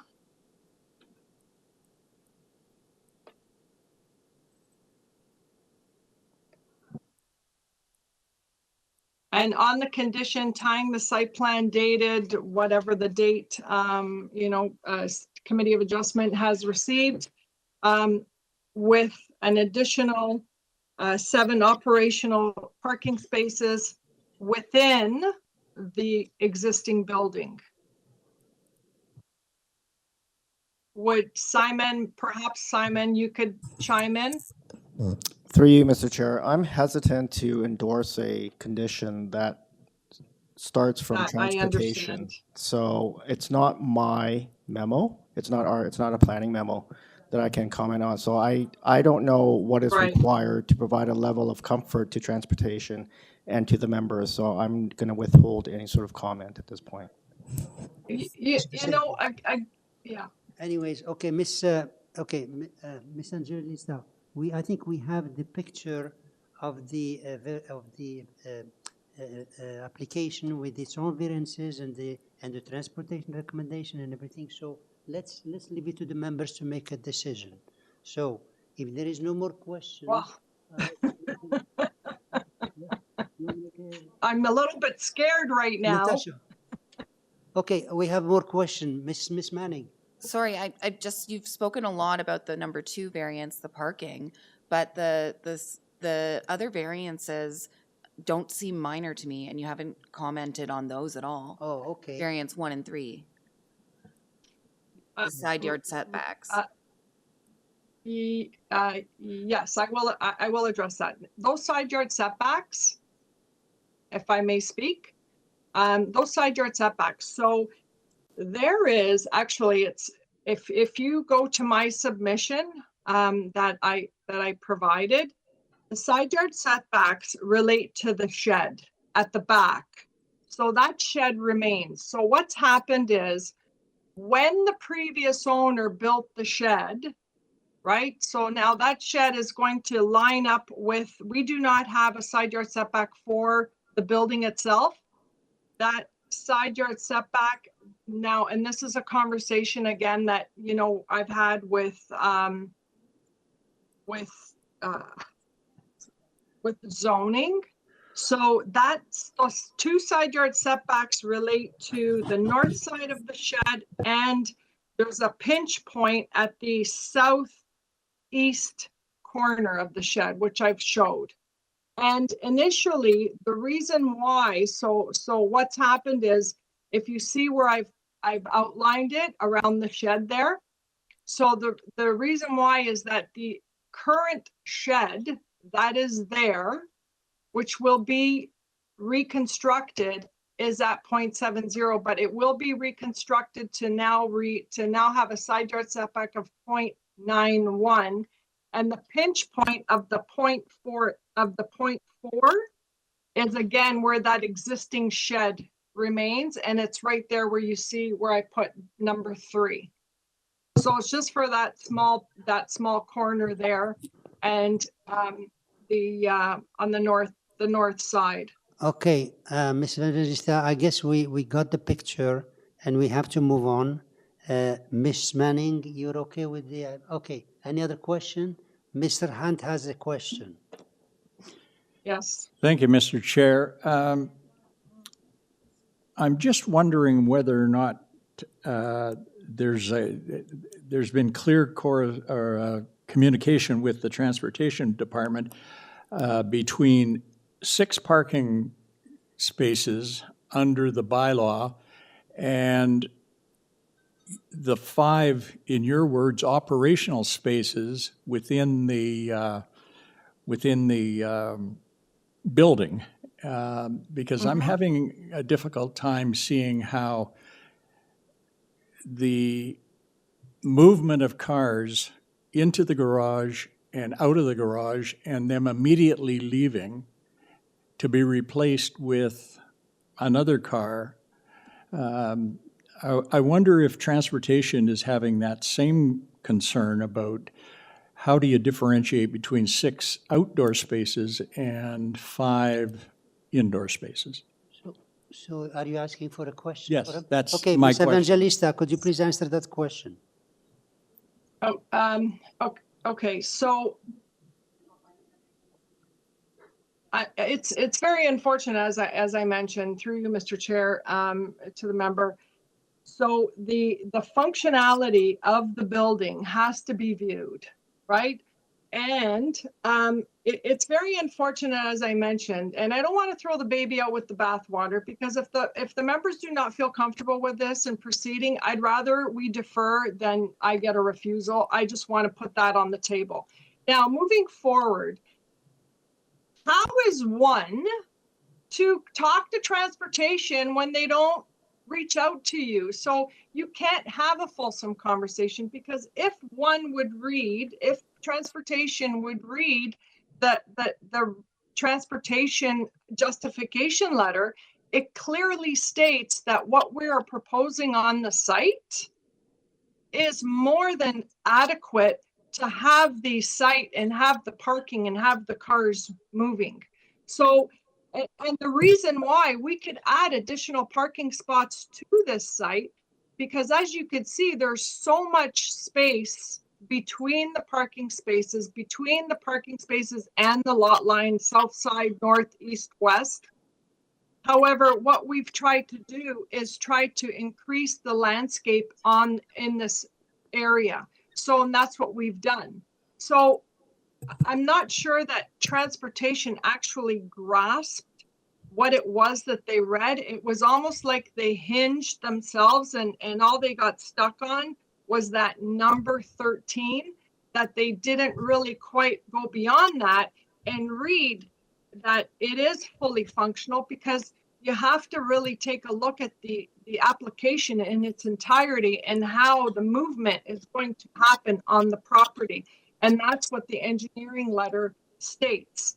So again, if there's not a comfort level, then just let me know, Miss and Miss I'll see you Evangelista, again. Miss Evangelista, Yes. I guess we have to move on. You're saying if Yes, if we absolutely. don't like, excuse me, if you don't like it, you can do this. If you don't, we're not negotiating here. We have here the excuse me. Yeah, you can't tell to the members what to do. Now you said if not, you can defer it. Are you asking for deferral? Because I have to move on, and if not deferral, we're going to make a decision. All I'm saying, with the greatest of respect, Mr. Chair, I'm not telling the members what to do. All I'm saying is I don't want to throw the baby out with the bathwater. And it sounds like the members aren't quite comfortable making a decision. So that being said, then I will defer. So you're asking for deferral. Okay. So It doesn't sound like, I don't want to put you on the spot, and I do not want a refusal, because they have been at this since 2021. well, And this is not fair, not just okay, to all right. the You mentioned clients. the word you want to defer, because we hate to defer an application after we spend so much time. But in this case, you're asking for deferral. Let's deal with the deferral first, and if it's not accepted, then we move on and make a decision. There is a request for decision for. You have she has one more question. Okay. So, yes. Through you, Mr. Chair, you mentioned that the variance number 1 and 3 is triggered by the existing shed. But when you look at the site plan, which is already projected, it's not only due to existing shed. The building already shifted to that side. So I'm just mentioning what you mentioned about that variance number 1 and the third one. If we defer it. I know that it's existing, but the whole building is actually shifted to that area. So the north side of the entire building is 0.7 meter. Okay, yeah. Just a comment. When we have a deferral question on the table. So can I answer that? Okay, answer the question, please. So initially, when the building was constructed, it was 0.71. It was 0.71 to the lot line. And the zoning examiner's interpretation was that if you see it, moreover, this is now the revised, because we've modified it. We've modified it to 0.91 to be in line with the existing building and not have a variance. But if you go back to the survey, you'll see that the survey does show 0.71 because it does penetrate the lot line. And that's what the variance is. Okay. All right. So coming back, we have a question on the table for deferral. Can I ask a question to defer? She wants to defer in order to work with the transportation and the staff. Do I have a motion? There's a motion to defer. Can I have a 2 seconds? Yeah, okay, I see on. Okay, to defer. Can I have a motion, please, to defer or not? I don't see it. Oh, I'm sorry. I don't see your okay, defer. Through you, Mr. Chair, I think it's reasonable to defer this application so that the applicant can work with transportation. So motion to defer. Sine die, yeah? Sine die. Thank you. We have a motion to defer sine die. Second. We have a second. Mr. Hunt seconding. All in favor? Opposed? Okay. Ms. Sankar is opposing. We have the deferred sine die is passed. So, Ms. Evangelista, your application is deferred, sine die, as requested. Okay, last question here, last item here is 35. Mr. Chair, I have to absent Oh, yeah, we have, myself, okay, yeah, because of a conflict. Thank you. okay, yeah, we have, yeah. He said it before, but you can repeat it, yeah. Yes, I'm declaring a conflict on item 35 as I'm familiar with the owner. Yeah, he mentioned it before. Okay, number 35, which is 4190 Batter Street. And here we have Mr. David Bronskill. Are you there? Huh? Mr. Bronskill, are you there? I am, Mr. Chair. Can you hear me? Yes. Please state your name and address. We know who you are, but we have to register it on the system. Your name and address, please. I understand, sir. Yes, it's David Bronskill, 333 Bay Street, Suite 3400, Toronto, Ontario. Here, Mr. Chair, in the evening, acting on behalf of the applicant. Okay. Now we have, this is an application for 12 stacked water, townhouses. We have 26 variances. Councillor is asking, he's supporting the project, and transportation is okay with the revised plan. Okay, so. Yes, sir. We have, because we have here one more speaker, we need you to make a presentation, please. I will, Mr. Chair. I won't go over a lot of the old ground. I think this panel, we did a lot of detail the last time around with everyone. As you know, Mr. Chair, it's an application for what I would call a minor infill development, 12 stacked townhouse units fronting onto Almore Avenue, new rental units on the site. Through the design, really essentially in my submission to you, looking like 4 3-story townhouses. Each of the units would have a separate external entrance accessible from grade, 4 units on the ground floor, and then 8 2-story units above. Mr. Chair, I went through this in a lot of detail with you last time. We did have a request, you may recall, at that time from Transportation for a deferral, and the committee granted that request from Transportation for a deferral. We did go back and quickly work with Transportation, and as you noted, Mr. Chair, have their clearance on the various parking and loading variances. We also took the opportunity to reach out to a neighbor who had spoken last time with some concerns, and in particular concerns that no one had reached out to speak to her, and my client was able to have some conversations with her about her concerns. You'll recall last time we went through the colored site plan, we went through the location of loading, new garbage bins, we did the angular plane from the rear, we did the shadow studies, we gave this application a really exhaustive review, and my sense from the committee was a concern to have Transportation sign off on the parking and loading variances, which we now have. Mr. Chair, I don't propose to repeat all of that presentation to you. I have it. The committee has the materials. What I was going to do, Mr. Chair, instead is see if the committee has any questions, see who the other speaker is, and then maybe respond to you at that time if that's acceptable. We're going to go through the questions. This application was deferred in June 2023, June 22. I don't know who members are here. It's up to you. You want to make the presentation, and we'll go because they'll have questions. Did you finish your presentation, or you want to add something? No, I don't want to add anything, sir. This panel was here. We had some lot of great questions last time with thanks. So I wasn't going to take up the committee's time. I prefer to hear who the speaker might be, and then maybe respond at that time. Or if the committee has questions of me now, I'm happy to take them. Okay, we'll come back to questions. Mark Schwartzman, are you there?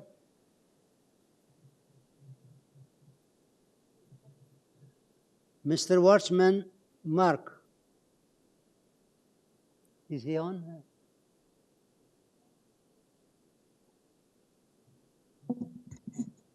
Through you, Mr. Chair, I've unmuted Mark Schwartzman. Okay, Mr. Schwartzman. Okay, you're here. Yeah, can you please state your name and address for the records here?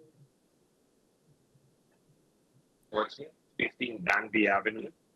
Thank you. And tell us, please, what's your concern about this application?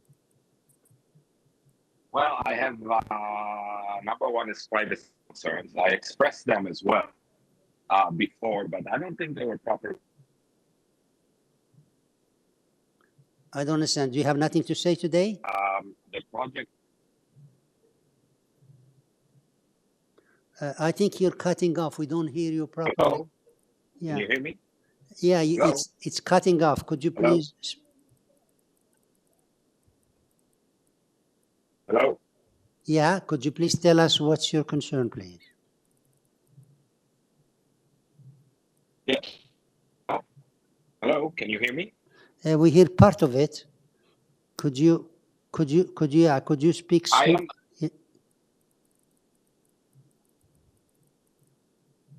Sorry.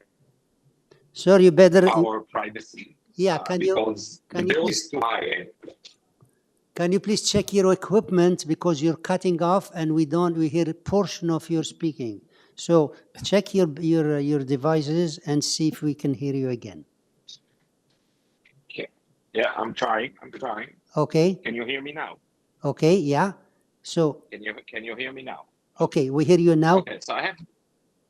Oh, excellent. I have two concerns. One is privacy. The building is still too high and their balconies are encroaching right above our swimming pool, which is encroaching right away, basically eliminating any privacy that we currently have. The second thing is the parking. Parking is a major issue. There is no parking on the street. I don't know. I mean, perhaps Mr. Brownsville can elaborate a little bit. We have a building which is owned by the developer that is developing the 12 townhouse. How many parkings are allotted for the residents of the building? And then do they have 12 extra parking spots for the new development, which also eliminates all of the guest parking spots? So people who are coming to visit, where are they going to park? That creates a lot of congestion on our streets. And we do have an issue with that because as it is congested. So even in terms of construction vehicles, where are they going to be parking on the street? There's not enough room to move around and to turn around. So I'd like that to be addressed. And that's basically all my question. Okay, thank you. Any question for the speaker before we get back there? Okay, Mr. Brownscale, could you please address those concerns? Mr. Chair, thank you. Staff has a drawing up which is helpful to show you where the townhouses are being located. I would just respectfully disagree with the neighbor. I don't think they're too high. I'm going to show you a 45-degree angular plane in a minute, drawn from his property line, and the townhouses all come underneath them. In fact, the variances for height for these townhouses, in fact, aren't there. And if staff could bring up the presentation, I was just going to show what I mean by that. There is a jog also in the property line, and I don't think it's fair, and I think, in fact, it borders on misleading to say that the balconies are right over top of his swimming pool. I just don't think that's an accurate submission. If staff could go up to actually, that's a great place to start. You can see the pool. You can see in orange where the townhouses are. They're in fact behind the rear wall of the next home to the west along Almore. So they're not right on top of the swimming pool. If staff don't mind going up in that package that has the shadow studies, page 5 of 7 has an angular plane drawing that I think is helpful for the committee. So if you just go up, if you're able to scroll up.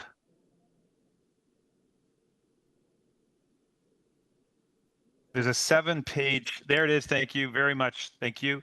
So you can see we've drawn an angular plane showing how all of, down you had it there, down one, sorry, that's it. you can see how all of the townhouses, in fact, fall underneath that angular plane.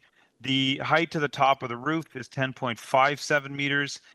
Parapet there that gets to 11.55. So the rooftop decks, in fact, are screened to stop views down.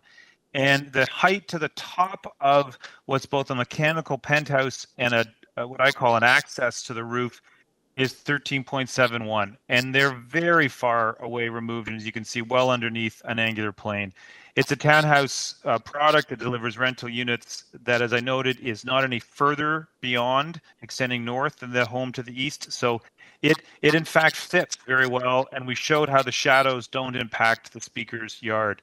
On the parking, we've submitted extensive documents from Lee. As the committee knows, in early 2022, minimums removed for residential parking and only requires a minimum of visitor. We, in fact, have an overall supply of 75 spaces, including spaces for visitors. Lee has indicated that that is an acceptable parking supply to meet both the existing building and the townhouses. Transportation staff have now reviewed that, and they agree. And to simply answer the question of where does a visitor go to park, they go in the underground garage. There are parking spaces in the underground garage for visitors. Overall, the professionals here indicate that the parking supply is more than sufficient. So we think this has been a very, very extensively vetted application. As the committee knows, it's also going through site plan with the different divisions and departments at the city. That site plan process will still have to finish. It has now full support of city staff and full support of the councillor, and is in fact the type of infill rental project that we desperately need in this city. And I hope the committee can support it. Thank you. Any question? Thank you, Mr. Chair. Any question? No question? Okay, then can I have a motion, please? Ms. Sankar? Yeah, through you, Mr. Chair, I hear what the applicant has said, and despite, really carefully listening to what the speaker, the debutante, came up and spoke about, I just feel that a lot of work has gone into this, and I believe that what Mr. Bronskill is proposing really does meet the 4 tests in terms of the changes and the things that he's done with this application. So for that, I'm going to put forward a motion to approve this application, and I'm going to make it subject to forestry, and I'll also make it that's it, because transportation is okay, and that's my motion. Thank you. Forestry and transportation. Sorry, transportation has sent an email saying there's no concerns. So I'm not going to. Just forestry. Yeah, just forestry. Sorry. Okay. Second, Miss Manning. Seconding. All in favor? Okay, sir, your application is unanimously approved, subject to only forestry. Thank you, Mr. Chair. Thank you to the panel. Thank Have a great you. evening. Okay.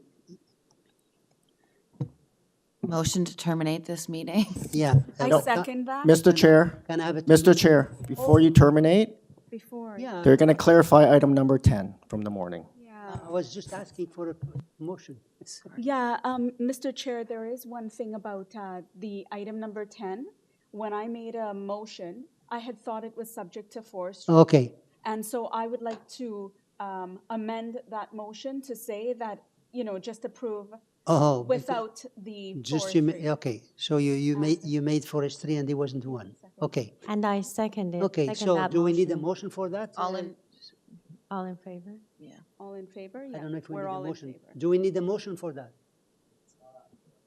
Yeah. Okay. So you was it? bring it back. So you remove it and. What was the other options? Hold on a second. No, that was it. Number 10. Number 10. 10. Number 10. Yeah, Okay. there's nothing It's just approved as is. Yeah, report as is, and Ms. Manning is seconding it, and you're okay with it too, huh? Yes. Okay, and I'm okay with it too. So that gives the okay not to put a motion, the forestry. Now, do I have a motion to terminate? Definitely. Huh? Definitely. What time? Definitely. Definitely 6:10. Second, Seconded by me. thank you. If they don't want to second it, they can stay here. All in favor? Okay, so 6:10. So do you see what it is now? Yes. 6.